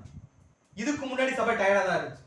2ஆம் வசனத்துல படிச்சோம்ல, சபை என்ன பண்ணிருந்துச்சு, டயர்டா தான் இருந்துச்சு. எதுல டயர்டா இருந்துச்சு, உலகத்துக்குள்ள மாமிசத்துக்குள்ள சபை என்ன பண்ணிருந்துச்சு, டயர்டா இருந்துச்சு. இப்ப நான் தூங்கிட்டு இருக்கேன், என்னால எந்திரிச்சு வர முடியாதுன்னு உலகத்துக்குள்ள போயிருச்சு. ஆனா 6ஆம் வசனத்துல சபை இன்னொரு டயர்டா இருக்கு. என்ன டயர்ட்னா, என் ஆத்துமா. இப்பதான் சபைக்கு ஒரு ஐடியா வருது, உலக பிரகாரமா வரக்கூடிய பாடுகள் என்ன இல்லை, பாடுகளே கிடையாது, அதுவும் என்ன கிடையாது, சோர்வுமே கிடையாது. நமக்கு சோர்வு எதுல வந்துடக்கூடாது, ஆவிக்குரிய ஜீவிதத்துல என்ன வந்துடக்கூடாது, சோர்வு வந்துடக்கூடாது அப்படிங்கிறதே சபைக்கு என்ன எப்பதான் தெரியுதுங்களாமா. சோ இப்ப ஆவிக்குரிய ஜீவிதத்தை குறித்து ஒரு பயம் வந்துருச்சு. நான் இவ்வளவு நாள் ஒருத்தருக்கா என்ன பண்ணிட்டு இருந்தேன், காத்துட்டு இருந்தேன். இப்ப அவர் என்ன பண்ணிட்டாரு, விட்டுட்டு போயிட்டாரு. இனிமேல் ஏன் நிலைமை, இனிமேல் ஏன் நிலைமை என்னவோ அப்படிங்கிற பயமே இப்பதான் யாருக்குள்ள வருதுங்களாமா. சோ ஆத்மாவோட சபை என்ன ஆயிடுச்சுங்களாமா, சோர்ந்து போயிருச்சு. எந்த அளவுக்கு சபை இப்ப சபையோட நிலைமை எப்படி இருக்கு அப்படின்னு பார்க்கும்போது ஒரு வசனம் வாசிக்கலாம். கொலோசியர் 2வது அதிகாரம் 19ஆம் வசனம். கொலோசியர் 2:19. மாயமான தாழ்மையினாலும் தேவதூதர்களுக்கு செய்யும் ஆராதனையிலும் விருப்பமுற்று காணாதவைகளிலே துணிவாய் நுழைந்து தன் மாமிச சிந்தையினாலே வீணாய் இருமாப்பு கொண்டிருக்கிற எவனும் உங்கள் பந்தய பொருளை நீங்கள் இழந்து போகும்படி உங்களை வஞ்சியாதிருக்க பாருங்கள். ஸோ உலகத்துல சபை தூங்கிட்டு இருக்க வரைக்கும் சபை சொன்ன காரணங்கள் ஞாபகம் இருக்குங்களே, நான் ஒரு பெரிய சாம்ராஜ்யத்தை இங்க ஸ்தாபிச்சுட்டேன், என்ன நம்பி எத்தனை பேர் இருக்காங்க? 100 பேர் இருக்காங்க. அவங்களை என்ன பண்ண மாட்டேன், துரோகம் பண்ண மாட்டேன். எனக்குன்னு ஒரு குடும்பம் இருக்கு, எனக்குன்னு ஒரு மனைவி இருக்கு, எனக்குன்னு ஒரு கணவன் இருக்கிறாரு, எனக்குன்னு குழந்தைங்க இருக்காங்க, எனக்குன்னு அப்பா இருக்காங்க, எனக்கு அம்மா இருக்காங்க. அவங்கள யார் நம்பி தான் இருக்கிறாங்க? இந்த உலகத்துல எனக்குன்னு ஒரு சில காரியங்கள் இருக்கு. சபை தூங்கும் போது சொன்ன காரணம் ரைட்டு தானே? நியாயமான காரணமா இல்லைங்களா? அதான் உலகத்தோட இருந்து யோசிச்சு பார்த்தா என் குடும்பத்தை பார்த்துக்கணும், என்ன நம்பி இருக்க அந்த 100 ஜனங்களை பார்த்துக்கணும் அப்படிங்கிறது நியாயமான காரணமா இல்லையான்னு கேட்டா, ஆனா சத்தியத்துல இருந்து பார்த்தா அது என்ன காரணம் இல்லை, நியாயமான காரணம். சோ சபை என்ன சொல்றா, மாயமான தாழ்மையினாலும். என்ன தாழ்மை? சபை தாழ்மையில தான் இருக்கேன்னு நினைச்சிட்டு இருக்கு. ஆனா அந்த தாழ்மை உண்மையிலேயே தாழ்மையான ஒரு கேள்வி கேட்டா இது நினைச்சிட்டு இருக்கு, நான் உண்மையிலேயே நல்ல வாழ்க்கை தான் வாழ்ந்துட்டு இருக்கேன் நினைச்சிட்டு இருக்கேன் உடைய. ஆனா கிறிஸ்துவுடைய பார்வையில இருந்து பார்க்கும்போது நம்ம உண்மையான ஜீவியத்தை ஜீவிக்கணும் ஒரு கேள்வி கேட்டோம்னா, சோ மாயமான தாழ்மையினாலும் தேவ தூதர்களுக்கு செய்யும் ஆராதனையினாலும். தேவனுக்கு செய்யும் ஆராதனை இல்லை. இங்க என்ன சொல்லல, அதான் இங்க ஞானம்னு சொல்லும்ல, அன்புனா 2 அன்பு இருக்கு. ஒன்னு தேவன் இடத்துல வரக்கூடிய அன்பு, இன்னொன்னு உலகம் காட்டக்கூடிய அன்பு. 2 அன்புல எது உண்மையான அன்புன்னு கேட்டா தேவன் காட்டக்கூடிய அன்பு தான் உண்மையான அன்பு. உலகம் காட்டக்கூடிய அன்பு உண்மையான அன்பான்னு கேட்டா அந்த அன்புக்கு பின்னாடி என்ன இருக்கும்? ஒரு எதிர்பார்ப்பு இருக்கும். நமக்கு ஒருத்தர் பாராட்டுறாரு அப்படின்னாலே அதுக்கு பின்னாடி என்ன இருக்கிற, நம்மகிட்ட என்னமோ ஒண்ணு கேட்க போறாரு அப்படிங்கிறத விஷயம். ஸோ உலகம் காட்டக்கூடிய அன்பு என்ன இல்லை. ஸோ தேவ தூதர்களுக்கு இங்க நம்ம ஆராதனை செய்ய வரல. யாருக்கு ஆராதனை செய்ய வந்திருக்கோம்? தேவன் ஒருவருக்கே நம்ம என்ன பண்ணிருக்கோம். ஸோ தேவ தூதர்களுக்கு செய்யும் ஆராதனையிலும் விருப்பமுற்று காணாதவைகளிலே துணிவாய் நுழைந்து. எதுல இல்லாம உலகத்துல இனி என்ன நடக்க போகுதுன்னு எனக்கு தெரியாது. ஆனா இந்த உலகமே யாரை தான் நம்பிட்டு இருக்கு? நான் உயிரோட இல்லைன்னா இந்த உலகம் என்ன ஆயிடும்? அழிஞ்சே போயிடும். நான் இல்லைன்னா என் குடும்பம் என்ன ஆயிடும்? ஆனா நம்ம நிறைய பார்த்துக்கோம், இந்த உலகம் எல்லாத்தையும் சமன் செய்யும். ரைட்டு தானே? யாருடைய மரணம் இந்த உலகத்தை என்ன பண்ணாது, பாதிக்காது. உலகம் எல்லாத்தையும் ஈக்குவல் பண்ணி ஓடிட்டே தான் இருக்கும். ஆனா நம்ம மைண்ட் தான் என்ன இருக்கும், நான் இல்லைன்னா இந்த குடும்பம் என்ன ஆகுமோ அப்படின்னு சொல்லிட்டு. ஆனா நம்ம மைண்ட்ல என்னன்னா இதுவும் அன்பு தான். எதுவும் அன்பு தான், என் குடும்பத்துக்காக செலுத்தக்கூடிய அன்பு, என்னை நம்பி இருக்கவங்களுக்காக காட்டக்கூடிய அன்பு. ஆனா இந்த அன்புல நான் யாருடைய அன்பை மறந்துடுறேன்? சோ என்னையே பார்த்துக்கிறவர் ஆகாயத்து பட்சியில் நீங்க என்ன பண்ணுங்க, கவனித்து பாருங்கள். அவங்க உழைக்கிறதும் இல்ல, சேர்க்கிறது களஞ்சியில் என்ன பண்றது இல்ல. ஆனா அவைகளையே என் பிதா என்ன பண்றாங்களா, விலை கூட்டும் போது உங்களை பார்த்துக்க மாட்டாருன்னு அந்த சொன்ன அந்த வசனத்துல யாருக்கு நம்பிக்கை இல்லை? சபைக்கு என்ன இல்லைங்களாமா? சோ சபை காணாதவையே துணிவாய் நுழைந்து தன் மாமிச சிந்தையிலே வீணா இருமாப்பு கொண்டிருக்கிற. என்ன கொண்டிருக்கோங்களாமா? நான் நினைக்கிறதா கரெக்ட், நான் எடுக்கிற முடிவு தான் சரி, இதுதான் நியாயம், இதுதான் தர்மம்னு சொல்லிட்டு நம்மளே என்ன பண்ணிக்கணும், முடிவு பண்ணிட்டு ஓடிட்டே இருந்தோம் அப்படின்னா உங்கள் பந்தய பொருள் என்ன பண்ணிடுங்களாமா? இப்ப அங்க உன்னதப்பட்ட சபையோட நிலைமை எப்படித்தான் இருக்குங்களாமா? இதுவரைக்கும் சபை சொன்ன காரணம் நியாயமா தான் யாருக்கு பட்டது? என் ட்ரெஸ்ஸை கழட்டிட்டேன் அப்படிங்கிற காரணமா இருக்கட்டும், என் காலை என்ன பண்ணிட்டேன் கழுவிட்டேன்னு சொன்ன காரணமா இருக்கட்டும், சபைக்கு அது நியாயமானப்பட்டது. ஆனா கதவை திறந்ததுக்கு அப்புறம் தான் சொன்ன காரணம் எவ்வளவு முட்டாள்தனமான காரணங்கிறதை சபை என்ன பண்ணுங்களாமா ரியலைஸ் பண்ணுது. ஒரு மிகப்பெரிய இழப்புக்குள்ள என்ன பண்ணிடுச்சு சபை. சோ இவ்வளவு நாள் சபை எதுக்காக கஷ்டப்பட்டுச்சோ அந்த மொத்த விஷயத்தை என்ன பண்ணிடுச்சு சபை, இழந்து போயிருச்சு. ஒரு தவிப்பான ஒரு சூழ்நிலையில யார் போயிருச்சு? 10 கண்ணிகள் சப்ஜெக்ட்ல படிச்சிருக்கோங்களே, எங்களுக்கு என்ன பண்ணணும், கதவை திறக்க வேண்டும் அப்படின்னு சொல்லி கதவை என்ன பண்ணாங்க, வந்து தட்டாங்க. அவர் என்ன சொல்லிட்டார், உங்களை அறியேன்னு சொல்லிட்டார். இப்ப என்ன பார்த்து அப்படி சொல்லிட்டா ஏன் நிலைமை அப்படிங்கிற சிந்தனை யாருக்குள்ள வந்திருக்கும், சபைக்குள்ள வந்திருக்கும். சோ ஒரு பயங்கர தவிப்புக்குள்ள சபை என்ன பண்ணிருச்சு அப்படின்னு பார்க்கும்போது போயிருச்சு. சோ எப்படி போயிருச்சு அப்படின்னா சபைக்கு இப்போ ஒரு சில விஷயங்களை ஞாபகம் வரும். எந்த சூழ்நிலையில கதவை திறந்து பார்க்குது, வெளியே யாரும் இல்லை. இப்ப சபைக்கு 2 விஷயம் மைண்ட்ல வரும். இவ்வளவு காலம் நான் பட்ட பாடுகள் யாருக்காக, கிறிஸ்துவ ஞானஸ்தானம் எடுத்ததுல இருந்து நான் தூங்க போறதுக்கு முன்னாடி வரைக்கும் அவருக்காக பட்ட பாடுகள் யார் மைண்ட்ல வரும், சபை மைண்ட்ல வரும். இப்ப தூங்கி போனதுக்கு அப்புறம் செஞ்ச பாவங்களும் யார் மைண்ட்ல வரும், ஐ மீன் மீறுதல்களும் யார் மைண்ட்ல வரும், சபை மைண்ட்ல வரும். இப்ப என்னுடைய அழைப்பு எந்த கண்டிஷன்ல இருக்கு அப்படிங்கிற டவுட்டிங் யாருக்கு வந்துருச்சு? இப்ப சபைக்கு ஞாபகம் வர இன்னொரு விஷயம் என்னன்னா, ஒரு வசனம் வாசிக்கலாம். எபிரேயர் 11வது அதிகாரம் 39ஆம் வசனம். எபிரேயர் 11:39. இவர்கள் எல்லாரும் விசுவாசத்தினாலே நற்சாட்சி பெற்றும் வாக்குத்தத்தம் பண்ணப்பட்டதை அடையாமல் போன. என்ன சொல்லிருக்கீங்களாமா? இவர்கள் எல்லாரும். இந்த 11ஆம் அதிகாரம் நமக்கு நல்லாவே தெரியும். எபிரேயர் 11 யாரை பத்தி பேசியிருப்பாரு, முற்பிதாக்களுடைய ஊழியங்களை குறித்து பேசியிருப்பாரு. அதை பேசி முடிக்கும் போது எப்படி முடிக்கிற அப்படின்னு பார்க்கும்போது, இவர்கள் எல்லாரும் விசுவாசத்தினாலே நற்சாட்சி பெற்றும், எவர்கள் எல்லோரும், ஆபேல்ல இருந்து ஆரம்பிச்சுக்குவோம். ஆபேல்ல இருந்து, ஏனோக்குல இருந்து, நோவால இருந்து, ஆபிரகாம், ஈசாக்கு, யாக்கோபு, மோசே, யோசேப்பு, இவங்க எல்லாருமே விசுவாசத்தினால நற்சாட்சி பெற்றும் வாக்குத்தத்தம் பண்ணப்பட்டதை என்ன பண்ணலாமா? வாக்குத்தத்தம் பண்ணப்பட்ட தேசம் யாருக்கு மட்டும்தான் சொந்தம்? யாருக்கு மட்டும்தான் சொந்தம்? ஒன்றான மெய்தேவனைய உண்மையும் நீர் அனுப்பினவராகிய இயேசு கிறிஸ்துவையும் அறிவதே நித்திய, அவங்களுக்கு மட்டும் தான் என்னதுங்களாமா அந்த தேசம். ரைட்டு தானே? யாருக்கே இல்ல, முற்பிதாக்களுக்கே இல்லை. ஆபிரகாம் இருக்கான்னு கேட்டா, ஈசாக்கு இருக்கான்னு கேட்டா, சோ அவங்களுக்கே அந்த அழைப்பு இல்லைங்கும் போது இப்ப சபை இதான் யோசிச்சு பாக்குது. எதை யோசிச்சு பாக்குது? இவ்வளவு ஓட்டம் ஒண்ணு அவங்களுக்கே இல்லையே, இப்ப நான் இவ்வளவு பெரிய பாவம் பண்ணிட்டேனே, நான் கதவை திறக்கும் போது எனக்காக பிரயாசப்பட்டவர் என்னை விட்டுட்டு போயிட்டாரே, இனிமேல் என்னோட கதி என்ன அப்படிங்கிற பயமே இப்ப யாருக்குள்ள வருதுங்களா? யாருக்குள்ள வருது? ஏன்னா அவர் முன்னாடியே சொல்லிட்டார், திரள் கூத்துக்கு ஒரு சர்டிபிகேட் கொடுத்துட்டார். நான் உங்களை மத்தேயு 25:12 படிச்சிருப்பாங்களே, நான் உங்களை என்ன எனக்கு தெரியாதுட்டார்.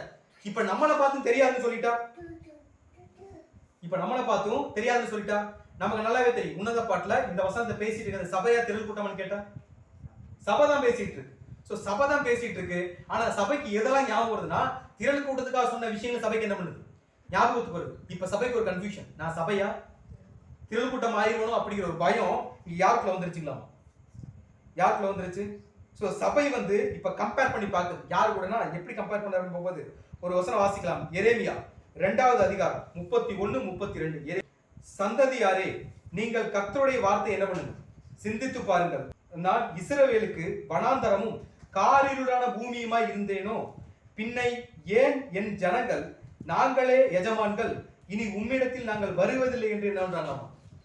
சோ சபையோட நிலைமை இப்ப எப்படி இருக்குங்களாமோ? சந்ததியாரே, நீங்கள் கர்த்தருடைய வார்த்தை என்ன பண்ணி பாருங்க. ஏன்னா அவர் நமக்காக எவ்வளவு விஷயங்கள் பண்ணியிருக்காரு, சொல்லியிருக்காரு. தன்னுடைய வார்த்தை வாழ்க்கையவே நமக்காக என்ன பண்ணியிருக்காரு, சாக்ரிஃபைஸ் பண்ணி வாழ்ந்து ஒரு அடையாளமான வாழ்க்கையை வாழ்ந்துமே கூட சபை சிந்திச்சு பார்க்கக்கூடிய நிலைமையில என்ன இல்லைங்களாமா?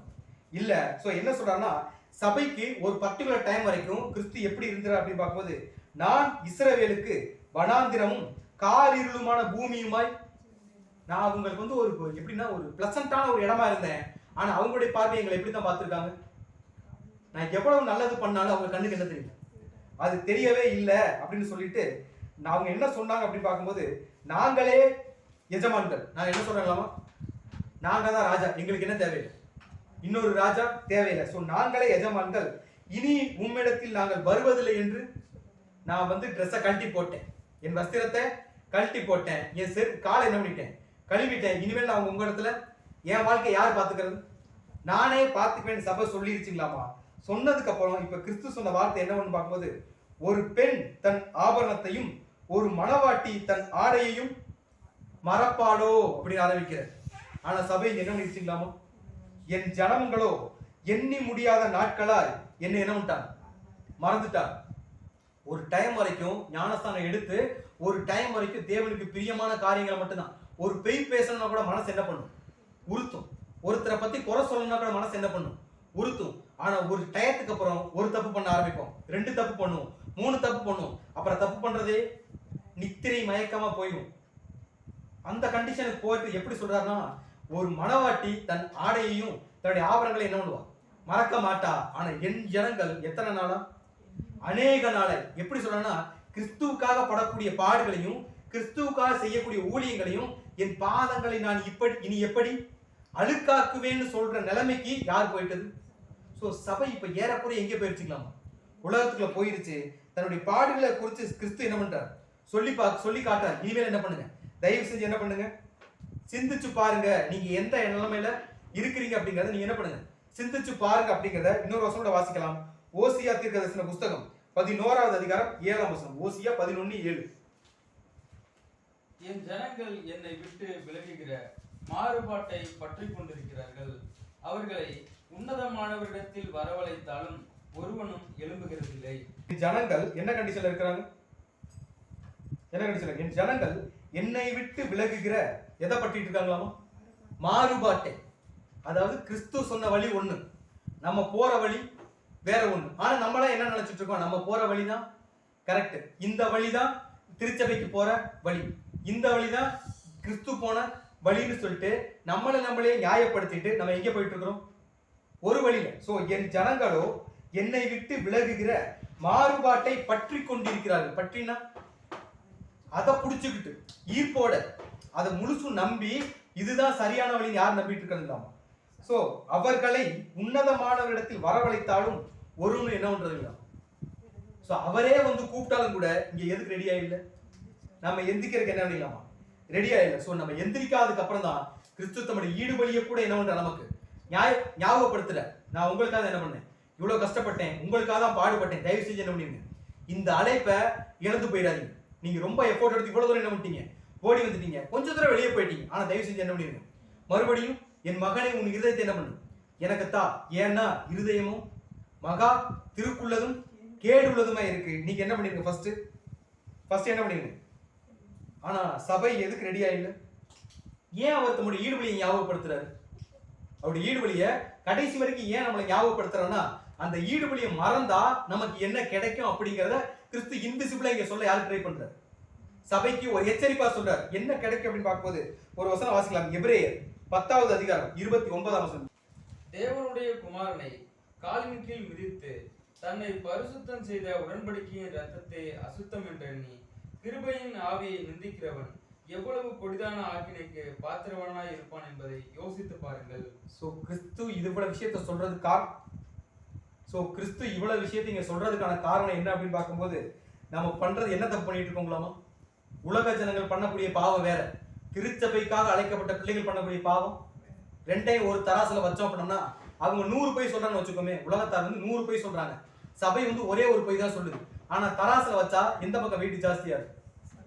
ஏன்னா நம்ம பண்ணக்கூடிய பாவம் என்ன அப்படின்னு பார்க்கும்போது, தேவனுடைய குமாரனை காலின் கீழ் மிதித்து, அதாவது என் பாதங்களை நான் இனி எப்படி அழுக்காக்குவேன். அவருக்காக செய்யக்கூடிய காரியங்களையே நம்ம எப்படி ஃபீல் பண்றோங்களாமா, ஒரு அழுக்கு மாதிரி. சோ தேவனுடைய குமாரனை காலின் கீழ் மிதித்து தன்னை பரிசுத்தம் செய்த உடன்படிக்கையின் ரத்தத்தை அசுத்தம் என்று எண்ணி கிருபையின் ஆவியை நிந்திக்கிறவன் அப்படின்னு ஆரம்பிக்கிறார். எப்படி சொல்றாங்க? கிருபையின் ஆவியை நிந்திக்கிறவன் எவ்வளவு கொடிதான ஆக்கினைக்கு. தயவு செஞ்சு நீங்க என்ன பண்ணுங்க, யோசிச்சு பாருங்க. அப்படின்னு இங்க யார் இன்டிமேட் பண்ணிட்டு இருக்கிறது? யார் இன்டிமேட் பண்ணிட்டு இருக்கிறது? தான் கிறிஸ்து இன்டிமேட் பண்ணிட்டே இருக்கிறார். சோ இந்த எல்லாத்தையும் இப்ப யார் யோசிச்சு பார்க்கறது? கதவை திறந்ததுக்கு அப்புறம் எப்படி எப்ப யோசிச்சு பார்க்கணும்? கதவை மூடிட்டு இருக்கும்போது யோசிச்சு பார்க்கணும். சபை இப்ப கதவை திறந்துட்டு எந்த டைம்ல என்ன இது கிறிஸ்து என்ன பண்ணிட்டாரு? போயிட்டார். மணவாளன் என்ன பண்ணிட்டாரு? போயிட்டாரு. போனதுக்கு அப்புறம் சபை என்ன பண்ணிட்டு இருக்கு?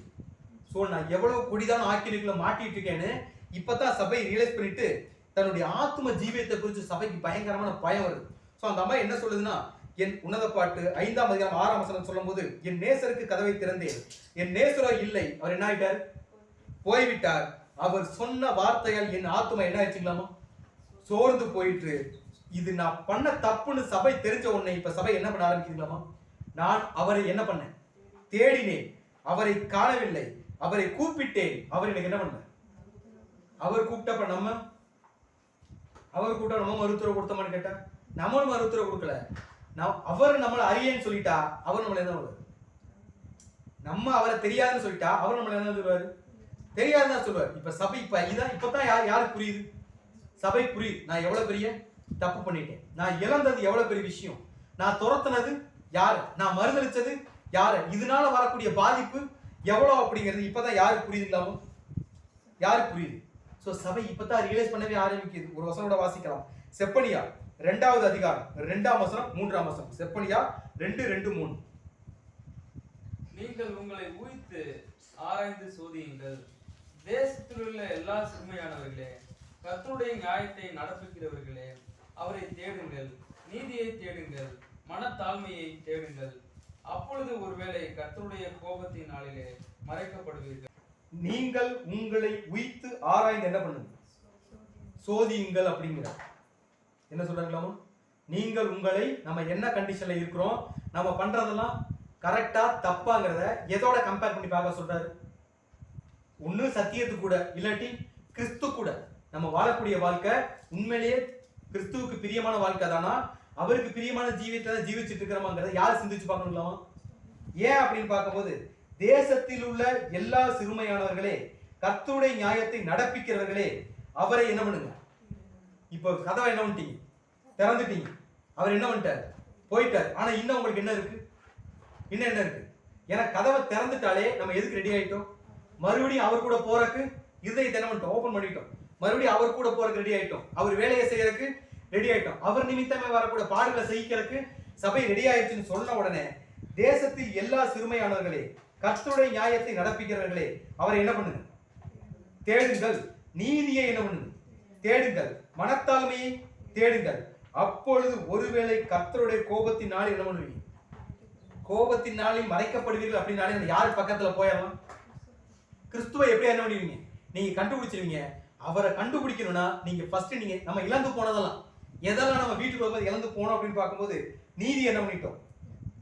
ஃபர்ஸ்ட் அவரை இழந்து போயிட்டோம். அவரை தேடுங்கள்னு ஆரம்பிச்சாலே நம்ம ஃபர்ஸ்ட் யாரை இழந்துட்டோம்? அவரை இழந்துட்டோம். ஏன் அவரை இழந்துட்டோம்னா அடுத்து நீதியை தேடுங்கிறார். எதை இழந்துட்டோம்? நீதியை இழந்துட்டோம். அதுக்கடுத்து என்னன்னா மனத்தாழ்மையை தேடுங்கள். எதை இழந்துட்டோம்? சோ இது எல்லாத்தையும் கண்டுபிடிச்சிட்டா ஆட்டோமேட்டிக்கா யாரை கண்டுபிடிச்சாலும் யாரை கண்டுபிடிச்சாலும் கிறிஸ்துவையும் கண்டுபிடிச்சலாம்னா இந்த அறிவு சபைக்கு எப்பத்தான் வரும் அப்படின்னு பார்க்கும்போது சபை இப்ப தேடி பார்க்கும். யாரை காணாம கண்டுபிடிக்க முடியல? கிறிஸ்துவ. அவரை கூப்பிட்டும் என்ன கண்டுபிடிக்க முடியல. அவருக்கு என்ன பண்ணிடலாமா? மறு உத்தரவு வரல அப்படின்னா சபைக்கு இப்பதான் ஒரு சின்ன ஒரு பயமே என்ன வருது. இன்னொரு வசனம் வாசிக்கலாம். நீதிமொழிகள் 14வது அதிகாரம் 6ஆம் வசனம். பரியாசக்காரன் ஞானத்தை தேடியும் கண்டுபிடியான், புத்தியுள்ளவனுக்கோ அறிவு லேசாய் வரும். யாரால கண்டுபிடிக்க முடியாதுங்களாமா? பரியாசக்காரன் என்ன சொல்றாங்களாமா? பரியாசக்காரன் ஞானத்தை தேடியும் கண்டுபிடியா. நம்ம அந்த மைண்ட் செட்ல இருந்துட்டு கிறிஸ்துவ தேடணும்னா சோ ஃபர்ஸ்ட் மனத்தாழ்மையை தேடணும், ரெண்டாவது நீதியை தேடணும். அப்பதான் யார் கிடைப்பா? சோ மேட்டின்மையை வச்சுக்கிட்டோ நம்ம உலகத்துக்குரிய இன்டெலிஜென்ட்டை வச்சுட்டோ நம்ம யாரை தேட முடியாது? யாரை தேட முடியாது? கிறிஸ்துவ நம்ம என்ன பண்ண முடியாது? கிறிஸ்துவ நம்ம தேடவே முடியாது. அவர் என்ன பண்ண முடியாது? என்ன பண்ண முடியாது? கண்டுபிடிக்கவும் முடியாது. சோ கிறிஸ்துவ தேடி கண்டுபிடிக்கணும்னாலே நம்முடைய மனநிலை என்ன வாங்கலாம்? ஒரு மேட்டின்மை அப்படிங்கிற இடத்துல இருந்து மனத்தாழ்மை அப்படிங்கிற இடத்துல வரணும். சோ பரியாசக்காரன் ஞானத்தை தேடியும் கண்டுபிடியான், புத்தி உள்ளவனுக்கோ என்ன வருங்களாமோ? அறிவு லேசாய் வருமாமா. லேசாயினா இப்பதான் ஸ்டார்ட் ஆகும். நம்ம முதல்ல அறிவாளிகளா தான் இருந்தோம். ஆனா எப்ப நம்முடைய புத்தி மழுங்க ஆரம்பிச்சுச்சோ, எப்ப கிறிஸ்துவ தேட ஆரம்பிக்கிறோமோ அப்பதான் நம்ம மறுபடியும் என்ன வருங்களாமோ? கொஞ்சம் கொஞ்சமா என்ன வருங்களாமோ? அறிவு வரும். சோ அந்த அறிவு எப்ப வருதோ அப்பதான் நம்ம யாரை கண்டுபிடிக்க முடியும்? யாரை கண்டுபிடிக்க முடியும்? இந்த அறிவு எப்ப வரும்னா அவர் சொன்ன ஒரு வார்த்தை. யார் சொன்ன வார்த்தை? நம்ம உன்னத பாட்டுல படிச்சவங்கல்ல, 6ஆம் வசனம் வாசிக்கும் போது, என் நேசருக்கு கதவை திறந்தேன், என் நேசரோ இல்லை, போய்விட்டார், அவர் சொன்ன வார்த்தையால் என் ஆத்மா என்ன ஆச்சுங்களா? சோ இவ்வளவு தூரம் சபை ஃபீல் பண்ற அளவுக்கு கிறிஸ்து என்னமோ என்ன பண்ணிருக்கிறார்? என்ன பண்ணிருக்கிறார்? ஏதோ ஒரு விஷயத்த கிறிஸ்து என்ன பண்ணிருக்கிறார்? சோ சொல்லி இந்த விஷயங்களா சொல்லியிருக்காரு. நீங்க உங்களை என்ன பண்ணுங்க? ஆராய்ஞ்சு பாருங்க. உங்க அழைப்பு என்ன பண்ணிடாதீங்க, இழந்து போயிடாதீங்க. கிறிஸ்து சொன்னதுக்கு அப்புறம் தான் கிறிஸ்துவ தேடணுங்கிற மைண்ட் செட் இங்க யாருக்கு வருது? இல்லாம சபைக்கு வருது. சோ கிறிஸ்து இதுக்கப்புறம் கிறிஸ்துவ கண்டுபிடிக்கிறதுக்கு, ஐ மீன் சபை இனிமேல் கிறிஸ்துவ கண்டுபிடிக்கிறதுக்கும் கிறிஸ்துவ கண்டுபிடிச்சு அவர் கூட போய் சேர்றதுக்கும் சபைப்பட்ட பிரயாசங்களையும் சபை புரிஞ்சுக்கிட்ட விஷயங்களையும் அதன் மூலமாய் சபை கற்றுக்கொண்ட காரியங்களையும் வரக்கூடிய வாரங்கள்ல இருந்து தொடர்ந்து நம்ம சிந்திக்கலாம். இந்த நிலைமையிலே நம்ம இல்லாம ஒருவேளை நம்ம இந்த இடத்துல இருந்தோம்னா, நம்ம வீடும் பூட்டி இருக்கு அப்படின்னா, நம்முடைய அறைக்கதவும் சாத்தி இருக்கு அப்படின்னா, ஒருவேளை கிறிஸ்து சட்டக்கூடிய சட்டம் கேட்டுச்சு அப்படின்னா அதை உடனே திறந்து அவரிடத்தில் பிரவேசிக்க தேவன் தாமே கிருபை செய்வாராக. கேட்ட சத்தியங்களை தேவன் தாமே ஆசீர்வாதம் தருவாராக. ஆமாம்.